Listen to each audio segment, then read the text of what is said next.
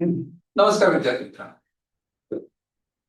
संयुक्त गट क आणि गट ब या दोन पूर्व परीक्षांच्या अनुषंगाने आपण आजच्या या लेक्चर्स पासून संपूर्ण अंकगणिताचा जो काही सिलेबस आहे त्याच्या ह्या रिव्हिजनची सिरीज असेल.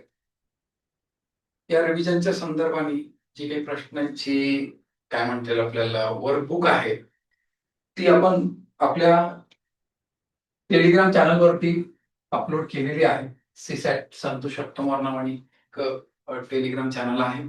किंवा तुम्हाला ते जॉईन नाही झालं तुम्ही माझ्या 9421956951 या फोन नंबरवरती मेसेज करून वर्कबुक घेऊ शकतो. या वर्कबुक मध्ये आपण साधारण या 20 प्रकरणांचं डिस्कशन केलेलं आहे. सरलीकरण म्हणजे सिम्प्लिफिकेशन नावाचं एक प्रकरण आहे की ज्याच्यामध्ये अल्जेब्रिकल प्रॉब्लेम्स न घेता त्यातले जे काही वर्ड प्रॉब्लेम्स आहेत त्या प्रकारचे प्रॉब्लेम्सचं सिलेक्शन केलेलं आहे. की तुम्हाला दाखवत असेल की कंबाईनच्या पेपरमध्ये एक रेल्वेवरचा प्रॉब्लेम आला होता बघा, एवढे टक्के चढले एवढे टक्के उतरले, पुन्हा चढले उतरले तर मग शेवटी असं काहीतरी झालं तर किती टक्के उतरले काय असं काहीतरी प्रॉब्लेम होता ते. तर त्याच्या पाठीमागची जी थीम आहे ती कन्सेप्ट आहे तर ते जे चॅप्टर होतं सरलीकरण सिम्प्लिफिकेशनचे वर्ड प्रॉब्लेम्स असतात. त्याच्यानंतर आपण सरासरी नावाची चॅप्टरचं त्याच्यामध्ये अंतर्भाव केलेला आहे. संख्यावरची उदाहरणं केलेले आहेत. वयवारी, शेकडेवारी, नफा तोटा, गुणोत्तर प्रमाण, भागीदारी, काळकांबे, हौद आणि नळ, वेग, वेळ आणि अंतर, रेल्वेवरची उदाहरणं, बोट आणि प्रवाह, मिश्रणावरची उदाहरणं, सरळ व्याज, चक्र व्याज, शर्यतीवरची उदाहरणं, लसावी बसावी, उंची आणि अंतर आणि माहिती आणि आपल्याला असं एक ब्रॉडली 20 इम्पॉर्टंट वाटणारे असे चॅप्टर्स घेतलेले आहेत. या चॅप्टर्स वरती सगळ्याच प्रकारचे प्रॉब्लेम्स कव्हर होतील, सगळ्याच कन्सेप्ट कव्हर अशा प्रॉब्लेमचं आपण तिथं सिलेक्शन पण केलेलं आहे. तर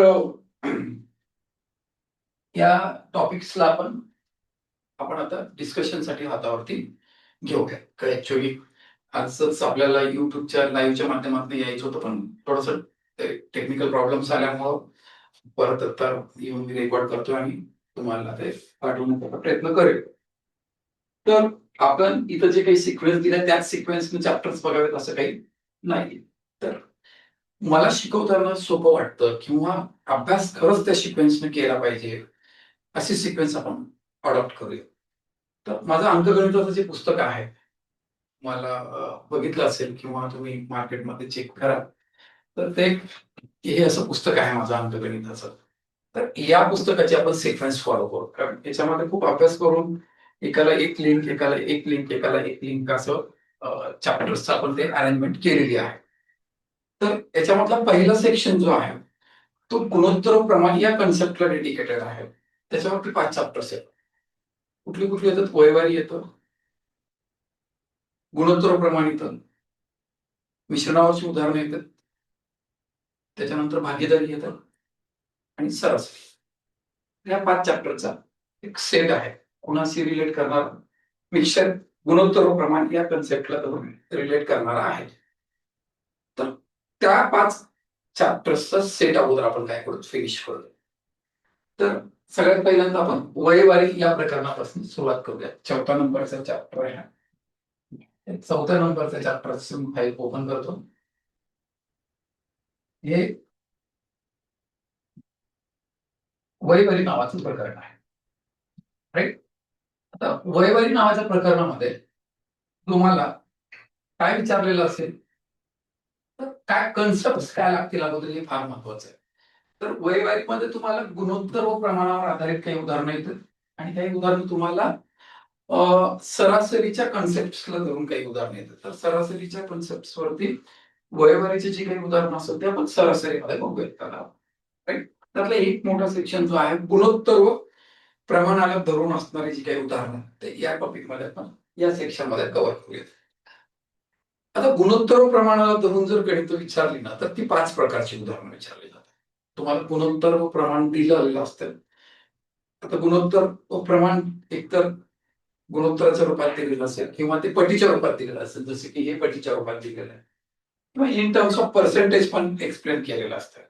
एखादं प्रमाणामध्ये जर व्यक्त व्हायचं असेल तर 3 पद्धतीने व्यक्त होतं. एक होतं पटीच्या स्वरूपामध्ये, एक होतं टक्केवारीच्या स्वरूपामध्ये आणि एक होतं गुणोत्तर व प्रमाणाच्या स्वरूपामध्ये.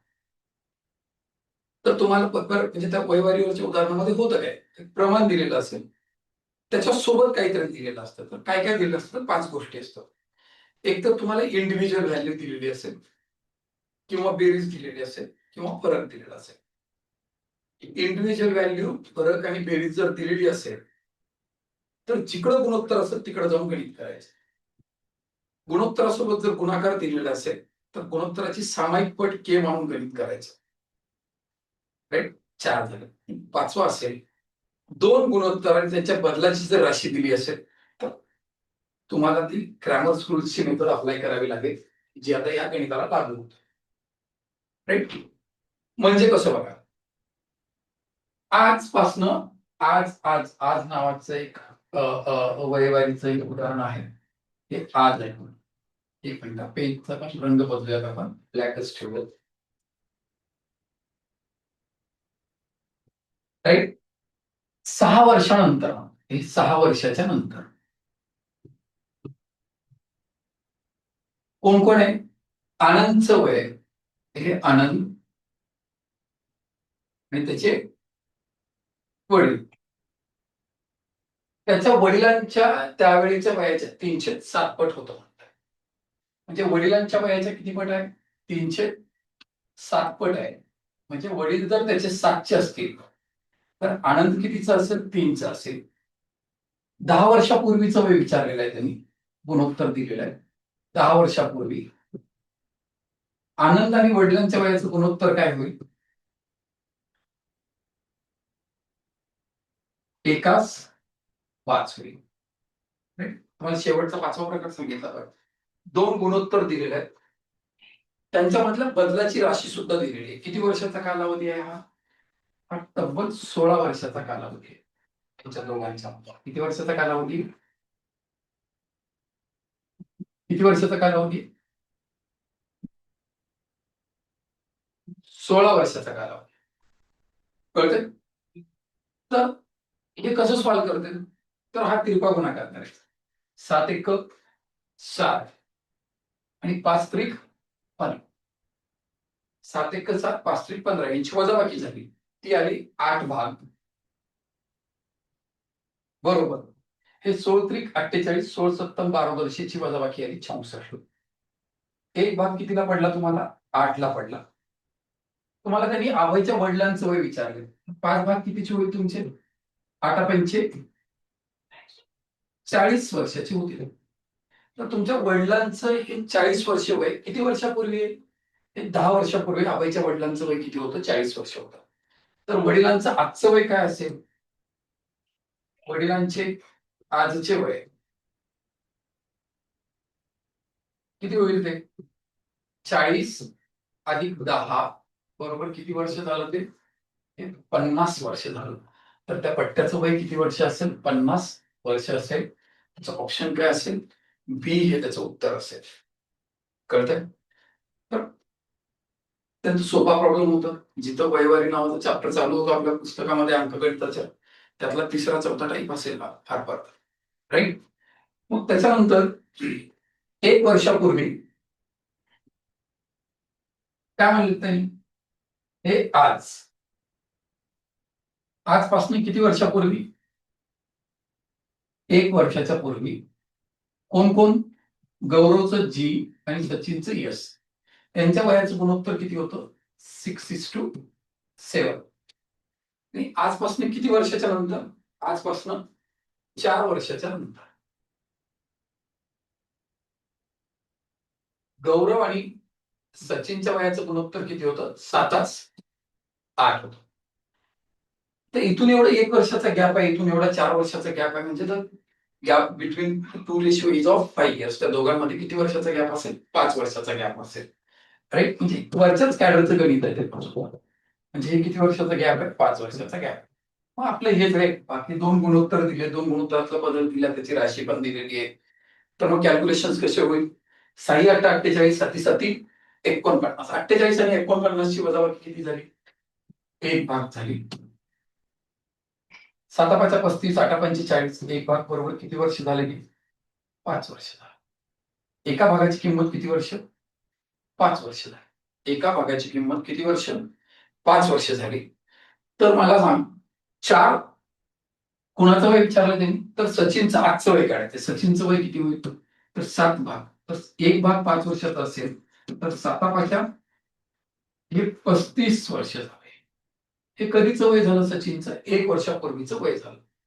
1 वर्षापूर्वी सचिन बाबा कितीचं होतं? 35चं होतं. आजचं सचिनचं वय काय असेल राजा? सचिनचे वय जे काही असेल ते 35 प्लस 1 बरोबर किती वर्ष असेल? 36 वर्ष असेल. तर 36 वर्ष कुठे दिलेलं आहे? म्हणजे पहिला ऑप्शन त्याचं तर असेल. तर सचिनचं कधीचं? आजचं वय किती वर्ष आहे? 36 वर्ष आहे. कळलं? तर दोनही गणितामधला जो थीम होती, जी थिंक प्रोसेस होती किंवा जी ऍक्शन होती ती सिमिलरच होती. राईट? मग आता काय म्हणलेलं आहे तो? 8 वर्षापूर्वी एका व्यक्तीचं वय हे त्याच्या मुलाच्या वयाच्या 4 पट होतं. 8 वर्षानंतर त्याचं वय त्या मुलाच्या त्यावेळेच्या वयाच्या किती पट असेल? दुप्पट असेल. राईट? 4 2 2 भाग बरोबर 16, 1 भाग बरोबर 8 झालं. मग ते कुणाचं वय विचारलं? तर वडिलांचं वय काय म्हणलं? म्हणजे त्या व्यक्तीचं वय काय विचारलंय? 8 चोक 32 मध्ये 8 ऍड केले किती वर्ष होईल? 40 वर्ष त्या माणसाचं काय असेल? वय असेल. इतकं तोंडी तोंडी उत्तर देता येतं तो. कळलं? त्याला प्रॉपर बुक, प्रॉपर प्रॅक्टिस जर केली ना तर काही त्याला लागतच नाही मित्र. हे आज आहे. हे आजपासून किती वर्षापूर्वी? हे 8 वर्षाच्या पूर्वी. काय झालेलं आहे? एका व्यक्तीचं वय त्याच्या मुलाचं म्हणजे तो व्यक्ती काय झाला? फादर झाला. त्याचा मुलगा सन. त्याच्या मुलाच्या वयाचे किती पट आहे ते? 4 पट आहे. म्हणजे त्याचा सन जर 1 असेल तर त्याचा फादर किती असेल? 4 असेल. राईट? 8 वर्षाच्या नंतर म्हणजे आजपासून 8 वर्ष पुढे गेलात तुम्ही तर age of father for that person is 2 times his son. ते त्याच्यातलं दुप्पट असेल. वडील हे जर 1 असेल दिस विल बी कळलं? मग इथे एक रेशिओ आहे, इकडे एक रेशिओ आहे. त्या 2 रेशिओच्या मधला बदलाचा कालावधी अवेलेबल आहे. म्हणजे सेम कन्सेप्ट आहे. म्हणजे याच्यामध्ये किती वर्षाचा गॅप झाला बाळा? ते 16 वर्षाचा गॅप आहे. 8 आणि 16 वर्ष. बाकी काही प्रोसेसमध्ये बदल होणार नाही. 4 1 4, 1 1 2 ची वजाबाकी किती आली? 2 भाग आली. हे गुणाकार इकडे 16 दोन्ही 32, 16 1 16. 32 मधून 16 गेले. 32 मधून जर 16 गेले तर किती राहतात? 16 राहतात. राईट? 2 भागांची किंमत किती आली? 16 आली. तर 1 भाग किती वर्षाचा आला बेटा? 8 वर्षाचा आला. आता ही किंमत कुठे ठेवली आपण? वडिलांच्या भागात. कारण कोणाचं वय काढायचं? वडिलांचं. वडिलांचं वय किती भाग आहे? 4 भाग. 4 भाग बरोबर 8 गुणिले 4 बरोबर किती वर्ष? 32 वर्ष. हे वय किती वर्षापूर्वीचं आहे? 32 इयर हे एज जे आहे फादरचं दॅट वॉज 8 इयर बिफोरचं एज आहे. सो द प्रेझेंट एज काय असेल फादरचं? वडिलांचं वय काय असेल? वडिलांचं वय 32 अधिक 8 बरोबर किती वर्ष असेल?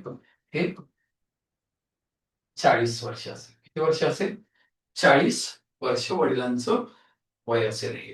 एकदम म्हणजे तीनही प्रॉब्लेम्स थीम थॉट प्रोसेस जी काही आहे ते मोस्ट सिमिलर आहे. काही बदलायची गरज नाहीये त्याच्यामध्ये. राईट? त्याच्यानंतरच्या गणितामध्ये काय सांगितलं आहे? एका व्यक्तीचं आजचं वय कळतं? हे त्याच्या मुलाच्या 3 पटीपेक्षा 3 वर्ष जास्त आहे. आतापर्यंत फक्त 3 पट आहे, 4 पट आहे, दुप्पट आहे, 3/7 पट आहे असंच होतंय. पण एवढ्या एवढ्या पटीपेक्षा एवढे एवढे वर्ष जास्त आहे किंवा एवढे एवढे वर्ष कमी आहे असं कुठंच डिस्क्रिप्शन नव्हतं. मग हे आज काय झालं? आज त्यांच्या फादरचं एज जे काही आहे व्यक्तीचं वय त्याच्या मुलाच्या वयाच्या म्हणजे मुलगा जर 1 असेल तर फादर 3 प्लस किती वर्ष जास्त? 3 वर्ष जास्त आहे आज आजच्या डेटमध्ये. आणि किती वर्षानंतर? 3 वर्षाच्या नंतर म्हणतात त्याला. म्हणजे हे 3 वर्षाच्या नंतर काय झालं? हे असं 3 वर्ष पुढे गेलं त्यानं. 3 वर्ष पुढे गेल्याच्या नंतर त्याच्या फादरचं जे काही वय आहे, फादरचं वय सनच्या वयाच्या दुपटीपेक्षा, म्हणजे सन 1 असेल तर फादर 2 दुपटीपेक्षा किती वर्ष जास्त? 10 वर्ष जास्त आहे. राईट? जनरल जे काही सांगितलंय आपण ते मांडून घेतलं त्याला. आता ऍक्शन कशी होतं? तर काय होतं, हे सेम प्रोसिजर. गुणोत्तराची बाजू गुणाकार, हे क्रॉस मल्टिप्लिकेशन. 3 1 3, 2 1 2, 3 मधून 2 गेले, 1 भागला. 3 दोन्ही 6, 3 1 3, 6 मधून 3 गेले, 3 राहते. राहिलेले 3 इकडे प्लस 10, 13 झाले. इकडे प्लस 3 इकडे आले की मायनस होत. 13 मधनं 3 गेले, किती राहिले? 10 राहिले. म्हणजे हे किती आलं? एका भागाची किंमत तुमच्या किती वर्ष आली? 10 वर्ष आली. साहेबांनी काय विचारलंय? वडिलांचं आजचं वय. वडील किती भाग आहे? 3 भाग प्लस 3, म्हणजे 3 गुणिले 10 प्लस 3 म्हणजे the age of father, present age of father is 33 इयर्सचे फादर आहे. तर त्यांच्या उदाहरणातल्या वडिलांचं वय किती वर्ष आहे? 33 वर्ष आहे. किती वर्ष आहे? 33 वर्ष आहे वय. तर हा प्रॉब्लेम थोडासा हटके आहे, चांगला प्रॉब्लेम आहे. परीक्षेला येण्याची शक्यता नाकारता येत नाही, इम्पॉर्टंट आहे. कळलं? आणि जर आला परीक्षेमध्ये तर बऱ्यापैकी म्हणजे तुमचं इक्वेशन्स मांडणं वगैरे ह्या पद्धतीने तुम्ही सॉल्व्ह कराल. That is a time consuming.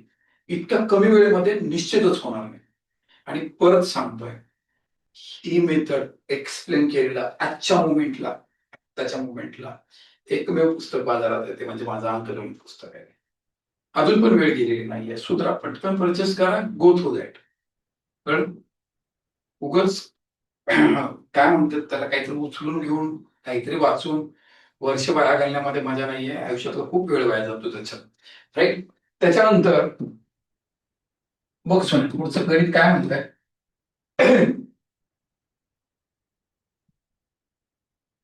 ए आणि बी यांच्या वयाचा गुणाकार किती आहे? 240 आहे.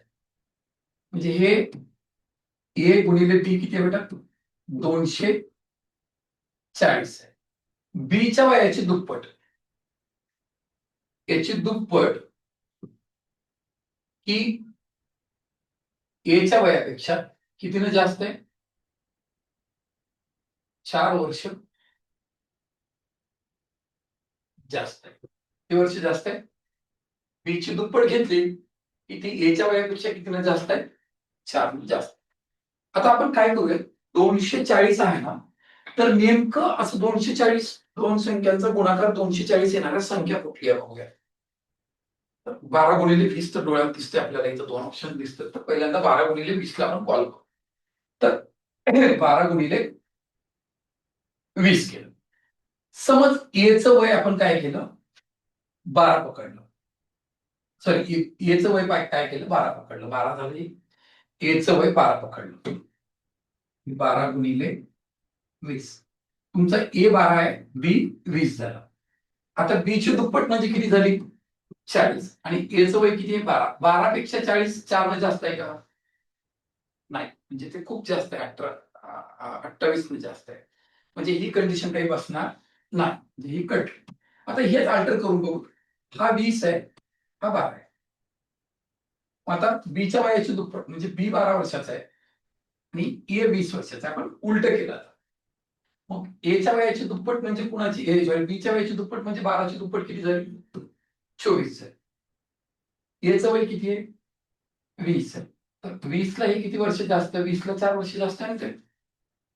आहे ना दुप्पट. म्हणजे ही कंडिशन इथं फुलफिल होत्या. म्हणून बीचं वय किती वर्ष? 12 वर्ष. The age of B is किती वर्ष? 12 वर्ष. हा प्रॉब्लेम आयोगानं पाठीमागं टेक्निकलच्या कुठल्या तरी आरटीओ बिरटीओच्या असं कुठल्या तरी एक्झामला विचारलेला आहे. तिथं ए आणि बीच्या जागी अंकित आणि निकिता असे 2 शब्द वापरलेले आहेत. राईट? तर याला इम्पॉर्टंट करा. हे परत परीक्षेला येण्याची शक्यता नाकारता येत नाही. कळतं? त्याच्यानंतरच्या प्रॉब्लेम मध्ये 6 नंबरला काय म्हणताय? ए आणि बी या दोन व्यक्तींच्या वयातला फरक किती वर्ष आहे? 16 वर्ष. मला एक सांग, कोणत्याही दोन व्यक्तींच्या वयातला फरक काल मान परत्वे स्थिर असतो. काळ बदलला म्हणून फरक बदलतो का त्याच्यातला? अजिबात नाही. जो काही काळ असेल, जे आजच्या काळामध्ये जर 16 वर्ष असेल फरक, तर पाठीमागे पण 16च होता, पुढे पण तो काय राहील? त्यांच्या वयामधला फरक 16च वर्ष राहील. तो कदापि बदलणार नाही. राईट? मग सोन्या काय म्हणलं त्यांनी? फरक 16 वर्ष. हे 6 वर्षापूर्वी. आजपासून किती वर्षापूर्वी? 6 वर्षापूर्वी. हे 6 वर्षापूर्वी घेतलं. तर काय सांगितलं त्यांनी? एचं वय बीच्या वयाच्या किती पट होतं? 3 पट. बीच्या वयाच्या 3 पट. म्हणजे तुमचा बी जर 1 भाग असेल, तर बी किती भाग होता? 3 भाग. राईट? आता त्यांच्या वयातला फरक 16 वर्ष होता. आज 16 वर्ष तर 6 वर्षापूर्वी सुद्धा किती वर्ष असेल? 16च वर्ष असेल. करेक्ट? मग काय करावं लागेल? आपल्याला ह्या गुणोत्तरांची वजाबाकी करावी लागेल. ही वजाबाकी किती भाग आली? 2 भाग. का? तर त्यांच्या वयातला फरक दिलाय आपण. ऍक्च्युअल फरक किती वर्ष आहे? 16 वर्ष आहे. 2 भागांची किंमत किती वर्ष? 16 वर्ष. म्हणून 1 भाग कितीचा आहे? 8 वर्षाचा आहे. तर एका भागाची किंमत 1 गुणिले 8, 8 एक 8 वर्ष असेल. 3 भागांची किंमत किती असेल? 3 गुणिले 8 किती असेल? 8 त्रिक 24 वर्ष असेल. राईट? त्यांनी काय विचारलं? एचं वय करा. आता हे जे वय आहे ए आणि बी ची, ही किती वर्षापूर्वीची वय आहे? 6 वर्षापूर्वीची वय आहे. तर एचं आजचं वय काय होईल? तर एचं आजचं वय ते 24 मध्ये तुला काय करावं लागेल? 6 ऍड करावं लागेल. मग किती वर्ष होईल ते? 30 वर्ष त्याचं वय होईल. एचं वय किती वर्ष होईल? 30 वर्ष होईल. So option C answer. Right? त्याच्यानंतरच्या उदाहरणामध्ये त्यांनी काय सांगितलेलं आहे? एका व्यक्तीचं 15 वर्षानंतरचं वय त्याच्या 5 वर्षापूर्वीच्या वयाच्या 3 पट आहे. म्हणजे 5 वर्षापूर्वी 1 असेल तर 15 वर्षाच्या नंतर 3 होईल. 1 आणि 3 मधला फरक 2, 5 आणि 15 मधला फरक 20. राईट? म्हणजे 2 भाग बरोबर 20 झालं, 1 भाग बरोबर 10 आलं. 10 मध्ये 5 ऍड केले किती वर्षाचं असतं ते आजचं? 15 वर्षाचं असतं. तोंडी उत्तर देता येतं. फार काही अवघड नसते अशा प्रकारे. पण आपण चित्र काढून बघूयात काय होतं, कशा पद्धतीने मी काय बोलतोय. 5 आणि 15 मधला फरक मी 20 असं बोलतो. तुझ्या मनात 10 असेल, हे काय? पण इथल्या 5 आणि 15तला फरक 20 कसा आहे तो सांगतो तुला. हे आज आहे बाळा. आजपासून किती वर्षानंतर? एक 15 वर्षानंतरचं वय आहे. 15 वर्षानंतरचं वय इथं. आणि आजपासून किती वर्षापूर्वी? 5 वर्षापूर्वी. हे त्याचं आजचं वय आहे. तर हे आजचं वय त्याच्या वयाच्या किती पट आहे? 5 वर्षापूर्वीच्या वयाच्या 3 पट आहे. 15 वर्षानंतरचं जे काही वय असेल ते 5 वर्षापूर्वीच्या वयाच्या किती पट आहे? 3 पट आहे. हे 1 असेल तर हे 3. म्हणजे याच्यातला फरक किती आहे? 1 आणि 3 मधला? 2 भाग. आता 2 भाग बरोबर किती वर्ष होते मला सांग? त्याच्यातलं इथून एवढा अंतर 5 वर्ष आणि इथला फरक किती? 15. म्हणजे किती फरक झाला? 20 वर्ष. अशा रीतीने 20 म्हणलो तुम्ही. 5-15तला फरक 20 म्हणलो. तर हे 2 भाग बरोबर किती वर्ष? 20 वर्ष झाले. तर एका भागाची किंमत किती झाली तुमच्या? 10 वर्ष झाली. किती वर्ष? 10 वर्ष. एका भागाची किंमत इथं 10 वर्ष ठेवून दिलात तुम्ही. तर हे किती वर्षापूर्वीचं वय आहे त्या पट्ट्याचं? 5 वर्षापूर्वीचं वय. मग आजचं वय काय झालेलं असेल? तर त्या माणसाचं आजचं वय जे असेल 10 + 5 बरोबर किती वर्ष असेल? 15 वर्ष असेल. किती वर्ष असेल? 15 वर्ष झालेलं असेल. राईट? असे मोजके 7 एक्झाम्पल्स काढले की ज्याच्यामध्ये या टॉपिकचं जे काही क्रक्स आहे ते सगळं इन्व्हॉल्व आहे. जो काही प्रॉब्लेम परीक्षेला येईल तो ह्यातला कन्सेप्ट किंवा फार फार तर रेशिओ प्रोपोर्शन मध्ये अजून काही एक्स्ट्रा कन्सेप्ट शिकले आपण तर तिथला कव्हर करू नये. पण ह्या 7 धरून तर नक्कीच काहीतरी असेल. राईट? तर रिव्हिजन म्हणून, ओव्हरलुक म्हणून काय कन्सेप्ट असते, कशा पद्धतीने हाताळलं पाहिजे हे सांगायला एवढं सफिशियंट आहे आताच्या लेवलला. राईट? तर हे 7 प्रॉब्लेम्स आहेत. एवढ्या 7ला काहीच अभ्यास झालेला नसेल तर रिव्हिजन बुक मध्ये एवढे 7 जरी केलं आणि वयवारीवर प्रॉब्लेम आला तर नक्की हाताळता येईल ह्याची ग्वाही देतो तुम्हाला. राईट? याच्या पुढच्या ह्याच्यामध्ये आपण आपल्या सिक्वेन्स नुसार जायचं ठरलंय. आता गुणोत्तर व प्रमाण नावाचा एक चॅप्टर आहे. राईट? तर गुणोत्तर व प्रमाणला अगोदर बघून घेऊयात. तर गुणोत्तर व प्रमाण, एक मिनिट, कितवा नंबरचा चॅप्टर आहे? गुणोत्तर प्रमाण 7व्या नंबरला आहे, राईट. मग गुणोत्तर व प्रमाण आपण ओपन करतो मी.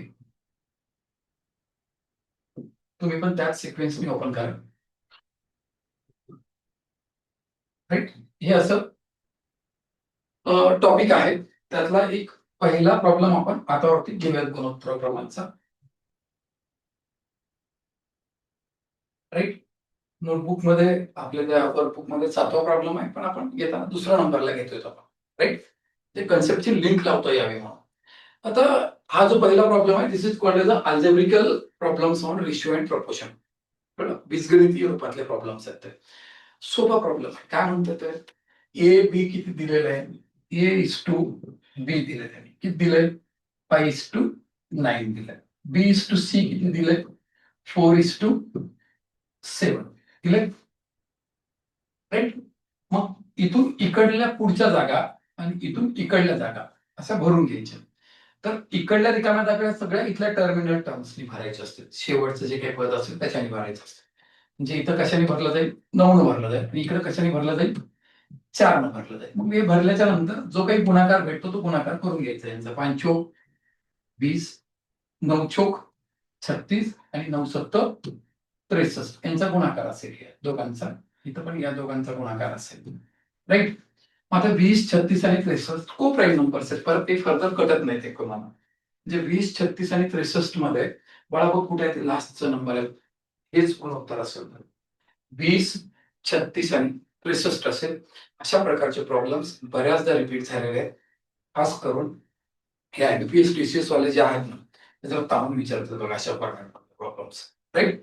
त्याच्यानंतरच्या प्रॉब्लेम मध्ये हे मध्ये साधारणतः 2015 पासून 19 पर्यंत वगैरे खूप जास्त वेळेस विचारलेले आहे. आता अशामध्ये काही दिसत नाहीये, पण मधल्या काळामध्ये खूप ताणून आलेले आहे, राईट. मग याच्यामध्ये काय केलेलं आहे, एक्स इज टू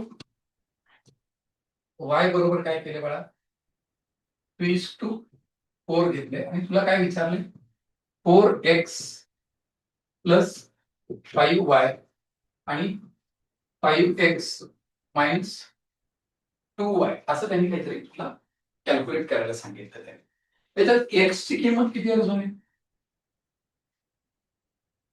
3 आहे, आणि y ची किंमत किती आहे 4. फक्त तुला डोळ्याला दिसतं की मी एवढं बघितलेलं आहे, बाकी काहीच नाहीये. मग जिथं x दिसत तिथं 3 ठेव, जिथं y दिसतं तिथं 4 ठेव.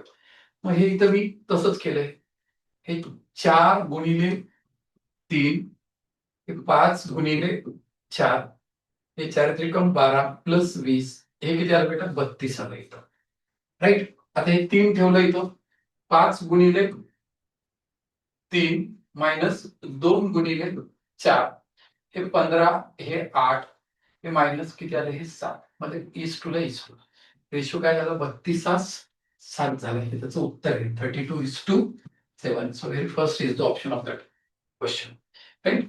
तर हा प्रश्न राज्यसेवेच्या सीसॅटच्या पेपरला पण विचारलेला आहे 2015-16 मध्ये विचार, आणि रिपीटेटिव्ह विचारलेले, सलग 2 वर्ष तरी विचारलेले, 2-3 वर्ष तरी, राईट. तर हे पुढं मागं अजून आपल्या परीक्षेला येऊ शकतं, राईट. आता त्यांचं म्हणणं काय पुढच्या गणिताच्या बाबतीमध्ये आपण थोडं चेक करू.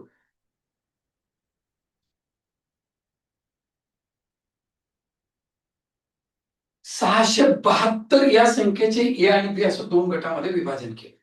ए ही संख्या बी या संख्येच्या किती पट आहे, 203 पट आहे असं दिले. इथे एक शब्द टाका पोरांनो, इथं 203 पट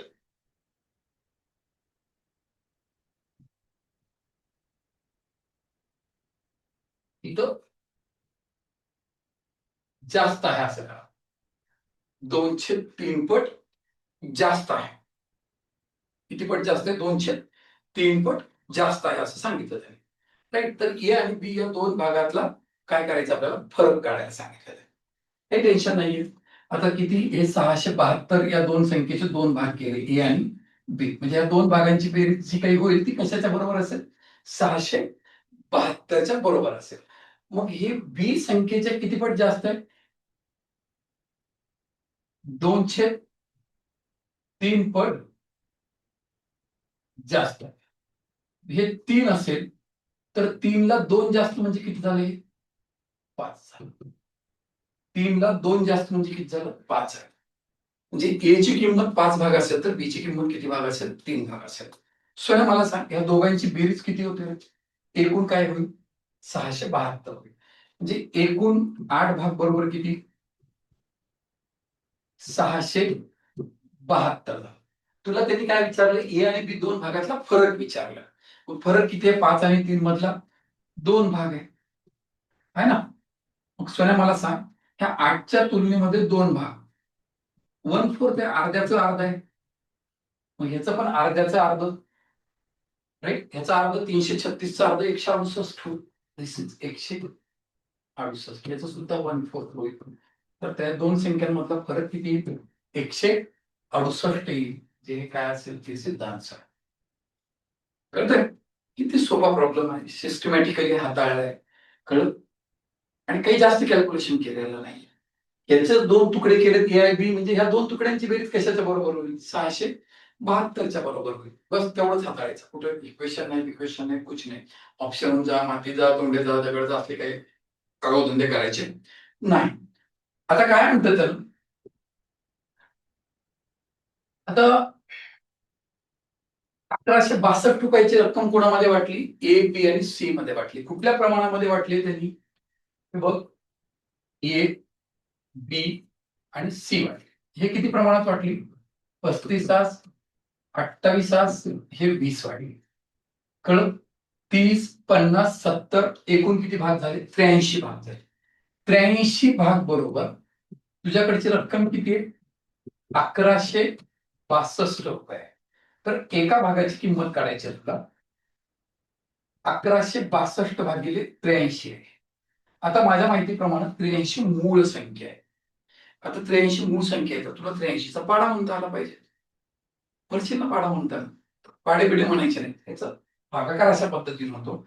8 एक 8, 3च्या पाढ्यामध्ये एकक स्थानी 2, 3 चौक 12. तर एका भागाची किंमत 14 रुपये होते. बस एवढीच काय ते त्याचा भागाकार असेल. त्याच्या पलीकडे काही टेक्निक वापरायची नाही. पण 83चा पाढा म्हणायचा नाही. 9 एकपर्यंतची उजळणी जरी पाठ केलं तर लई डोक्यावरून पाणी गेलं, राईट? त्याच्या पलीकडे लागत नसतं. 14 रुपये आले. तर सीचा वाटा काढा. तर सीचा वाटा किती भाग आहे? 20 भाग आहे. एक भाग कितीचा झालाय? 14चा. म्हणजे किती रुपये झाला सीचा वाटा? 280 रुपये झाला. सीचा वाटामध्ये, सी ऑप्शन मध्ये सीचा वाटा दिलेला आहे. म्हणजे त्याची काय झालं? ती सीचं रक्कम 280 रुपये झाली. त्याच्यानंतरच्या उदाहरणामध्ये हे 5 नंबरचा प्रॉब्लेम आहे आणि हा अत्यंत महत्वाचा प्रॉब्लेम आहे. कळलं? याच्यावरती जरा मागच्या 2 वर्षाचं जर तुम्ही अवलोकन केलात तर वेगवेगळे पेपर जे झालेले आहेत, टेक्निकल, आरटीओ, बीटीओ काय असेल, एमपीएससी कडनं जेवढे काही झाले, त्याच्यामध्ये 2-3 वेळेस तरी क्वेश्चन रिपीटेड आहे. तर एक पिशवी, त्या पिशवीमधले नाणी कशा कशाचे आहेत? 50 पैशाचं नाणं आहे, 25 पैशाची नाणी आहे आणि 10 पैशाची नाणी. त्यांची संख्या कुठल्या प्रमाणामध्ये आहे? 5 9 कोणतं प्रमाण आहे? 4. एका पिशवीमध्ये हे 5 नाणे, एका पिशवीत 9 नाणे, हे 4 घेतले. एक पिशवी अशी तयार करूयात. आता या एका पिशवीचं मूल्य तयार करू. 50-50 पैशाचे 5 नाणे जर घेतले आपण, तर माझ्या माहितीप्रमाणे 2.5 रुपये तयार होते. 25-25 पैशाचे 9 नाणे घेतले आपण, तर किती रुपये तयार होते ते? 2.25 रुपये तयार होते. 2.25 रुपये. 10 पैशाचे घेतले तर 40 पैसे तयार होते, राईट? पण आपण हे जर टोटल केली आपण, तर ही टोटल किती झाली? 5.15 रुपये. 5 रुपये 15 पैसे झाले. म्हणजे तुम्ही जेव्हा अशी एक पिशवी तयार कराल, जे काही प्रमाण दिलेलं आहे त्या प्रमाणाला गृहीत धरून, तर किती रुपयाची पिशवी तयार होते? 5 रुपये 15 पैशाची पिशवी तयार होते. जे हे एक पिशवी तुझी केवढ्याची झाली? 5 रुपये 15 पैशाची झाली. आणि तुला एकूण पैसे किती पाहिजेत? 206 रुपये पाहिजेत. 5च्या तुलनेमध्ये 240 पट आहे. बाकीचा विचारच करायचा. हे 40 पट झाली. तर याची सुद्धा किती पट? 40 पट. म्हणजे किती पिशव्या? 40 पिशव्या. किती पिशवी? 40 पिशव्या झाल्या. मग 25 पैशांच्या नाण्यांची संख्या किती असं विचारलंय त्यांनी. काय बोलतो कळते? 25 पैशाच्या नाण्यांची संख्या किती विचारलंय. मग एका पिशवीमध्ये 25 पैशाची किती नाणी? 9 नाणी. 25 पैशाची किती नाणी? 9 नाणी. मग तुला अशा किती पिशव्या? 40 पिशव्या. म्हणजे 25 पैशांच्या नाण्यांची संख्या काय असेल? नाण्यांची संख्या जी काही असेल ती एका पिशवीमध्ये 9 आहे, अशा 40 पिशव्यांमध्ये मिळून 360 नाणी असतील, असं ऑप्शन आपल्याला ए नावाच्या पर्यायात भेटतो. 360 हे उत्तर कुठं भेटतं? ए पर्यायामध्ये भेटते. कळते? त्याच्यानंतर हे महत्वाचं आहे, हा सुद्धा खालचा प्रॉब्लेम महत्वाचा आहे. आता हल्ली हा प्रॉब्लेम जो काही दिसतोय आता डोळ्याला आपल्या 6 नंबरचा, तर हा जरा रिपिटेटिव्ह मोडमध्ये आहे. मागच्या वर्षभरामध्ये किंवा मागच्या 2 वर्षामध्ये 2-3 वेळेस अशा स्ट्रक्चर मधले प्रॉब्लेम्स आपल्याला विचारलेले आहेत. आता हे प्रॉब्लेम आणि वहिवाटीमध्ये वापरलेली टेक्निक सिमिलरच आहे. कसं वापरता येतं? एक पात्र आहे, सुरुवातीला काय म्हणतात त्यांनी, त्याच्यामध्ये दूध आणि पाणी यांचं प्रमाण दिलेलं आहे. कुठल्या प्रमाणात दिलेलं आहे? ते आर इन 4:3 दिलेलं, 4:3 दिलेलं आहे. कळतंय? आता या मिश्रणात 5 लिटर काय केलं त्यांनी? पाणी ओतलं त्यांनी. 5 लिटर हे पाणी ओतलं. 5 लिटर पाण्यामध्ये पाणी जाईल ना, 5 लिटर पाणी ओतलं त्यांनी. तर रिझल्टंट मिक्सचर काय होतं? 4:5. दूध ओतलं का? काहीच ओतलं नाही. म्हणजे दुधाचे अमाऊंट किती असेल? 0 असेल. हे आपण दुधाच्या ह्याच्यात 0 लिटर करू, काय टेन्शन नाही. तर मिश्रणात दुधाचं प्रमाण काय होतं? 10 लिटर असेल. कळलं? कसं करायचंय? 4×5 20. 4×5 20. 4 त्रिकम 12. 20 आणि 12ची वजाबाकी किती झाली? 8 झाली. 8 भाग बरोबर हे 5 20 आणि हे 0 हे 20 आलं. किती लिटर झालं? 20 लिटर. म्हणजे एका भागाची किंमत, 8 भागाची किंमत किती लिटर आली?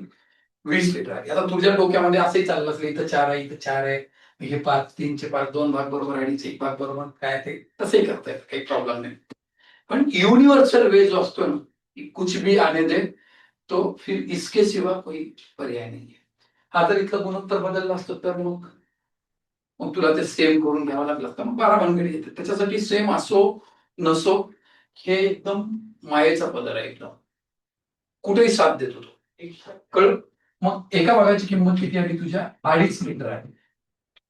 20/8 बरोबर 2.5 लिटर. तुला मिश्रणामध्ये दुधाचं आकारमान काय होतं असं विचारलेलं आहे. तर हे इथं घ्यावं लागेल. 4 × 2.5 बरोबर किती लिटर झालं हे तुझं? 10 लिटर झालं. 10 लिटर. किती लिटर झालं? 10 लिटर झालं हे. कळतंय? त्याच्यानंतरचा हा 7वा प्रॉब्लेम आहे. याला येऊन बरेच वर्ष झाले.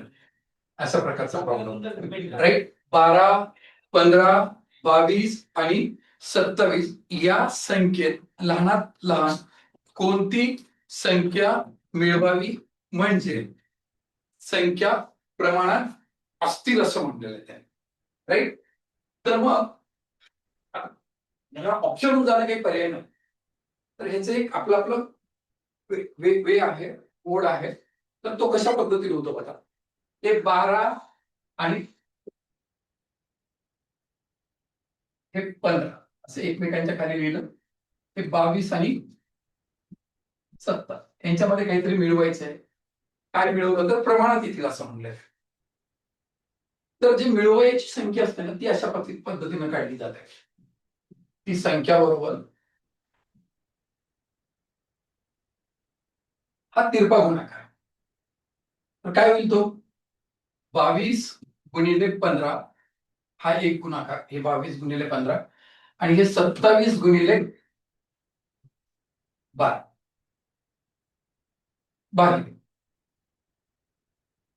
आता ह्या तिरप्या गुणाकार, ह्या तिरप्या यांचंच बेरीज करायची. मग काय होईल? हे 27 + 12 आणि हे 22 + 15. तिरप्या गुणाकाराची वजाबाकी आणि तिरप्या बेरजेची पण वजाबाकी करायची. मग काय झालं? वरती 330 आलं, ते मायनस 240 आणि 84 324 आलं बाळा. ते खाली किती आलं? हे 39 आलं आणि ते 37 आलं. म्हणजे हे किती झालं? वरती 6/2 आलं. किती मिळवावं लागेल तुला? तर ती संख्या कोणती असेल? 3 मिळवावं लागेल. 3 मिळवलं की ती संख्या काय होते? प्रमाणामध्ये होते. अन्यथा तुम्ही काय करता? याच्यामध्ये ऍड करून पण तुम्ही चेक करू शकतो कुठल्या प्रमाणात आलेत आणि कुठल्या प्रमाणात आलेले नाहीयेत. पण ते ऑप्शन म्हणून झालं. आणि त्याच्यामध्ये जर काही अजून गिरकी घेतली त्यांनी कळून, तर मग उभं बोलत असतो आपला इथं. तर ऑप्शनहून जाणं हा फार काही पर्याय होऊ शकत नाही. ऑप्शनहून फार फार तर कुठं जायचं की खास करून जिथं क्वाड्रॅटिक इक्वेशन्स तयार होतात तिथं ऑप्शन एखाद्या वेळेस गेलं तर ठीक आहे. उठलं की ऑप्शन होऊन जा, उठलं की ऑप्शन होऊन जा, उठलं की ऑप्शन होऊन जा, हे काही पर्याय हा काही योग्य मार्ग नाही. तर हे टेक्निक लक्षात ठेवा. हे अल्टिमेट आहे आणि हे सातत्याने परीक्षेला विचारलं चांगलं जातं. जे आता ह्या रिसेंटच्या वर्षामध्ये नाहीये, पण ह्याच्या पाठीमागच्या कालावधीमध्ये खूप जास्त वेळेस विचारलेलं आहे. राईट? तर याला इम्पॉर्टंट करा, पुढे येऊ शकते. तर अशा पद्धतीने हे मिक्सचर आणि गुणोत्तर व प्रमाण नावाचा चॅप्टर होता. याच्यामध्ये आपण जे काही प्रॉब्लेम्स बघितले ते 1-2 नवीन कन्सेप्ट बघितल्या. 7व्या नंबरच्या प्रॉब्लेम मध्ये शिकलेली कन्सेप्ट नवीनच आहे. नंतर आपण मिश्रणामध्ये काही लिटर टाकलं तर तिथं वैवारीची टेक्निक कशा पद्धतीने अप्लाय केली ते बघितलं. ते अल्टिमेट आहे. कॉईनचं प्रॉब्लेम बघितलं. तिथे एक पिशवी तयार करून घेऊन प्रॉब्लेम सॉल्व्ह करायचा हे तुझ्या लक्षात असू दे. कळते? तर हे सगळे महत्वाचे घटक आहेत. राईट? त्याच्यानंतर आपण आता तिसऱ्या टॉपिक कडे जाऊया. मिक्सचर अँड ॲलिगेशन नावाचा चॅप्टर आहे. कळतं? मिश्रणावरचे उदाहरण. तर मिक्सचर आणि ॲलिगेशनला आपण परत काय करूया की आपल्या सिक्वेन्स प्रमाणे चालत. तिसरं आपण मिक्सचर ॲलिगेशन बघूया. तर मिक्सचर ॲलिगेशन मला वाटतं याच्या पुढंच कुठंतरी आहे.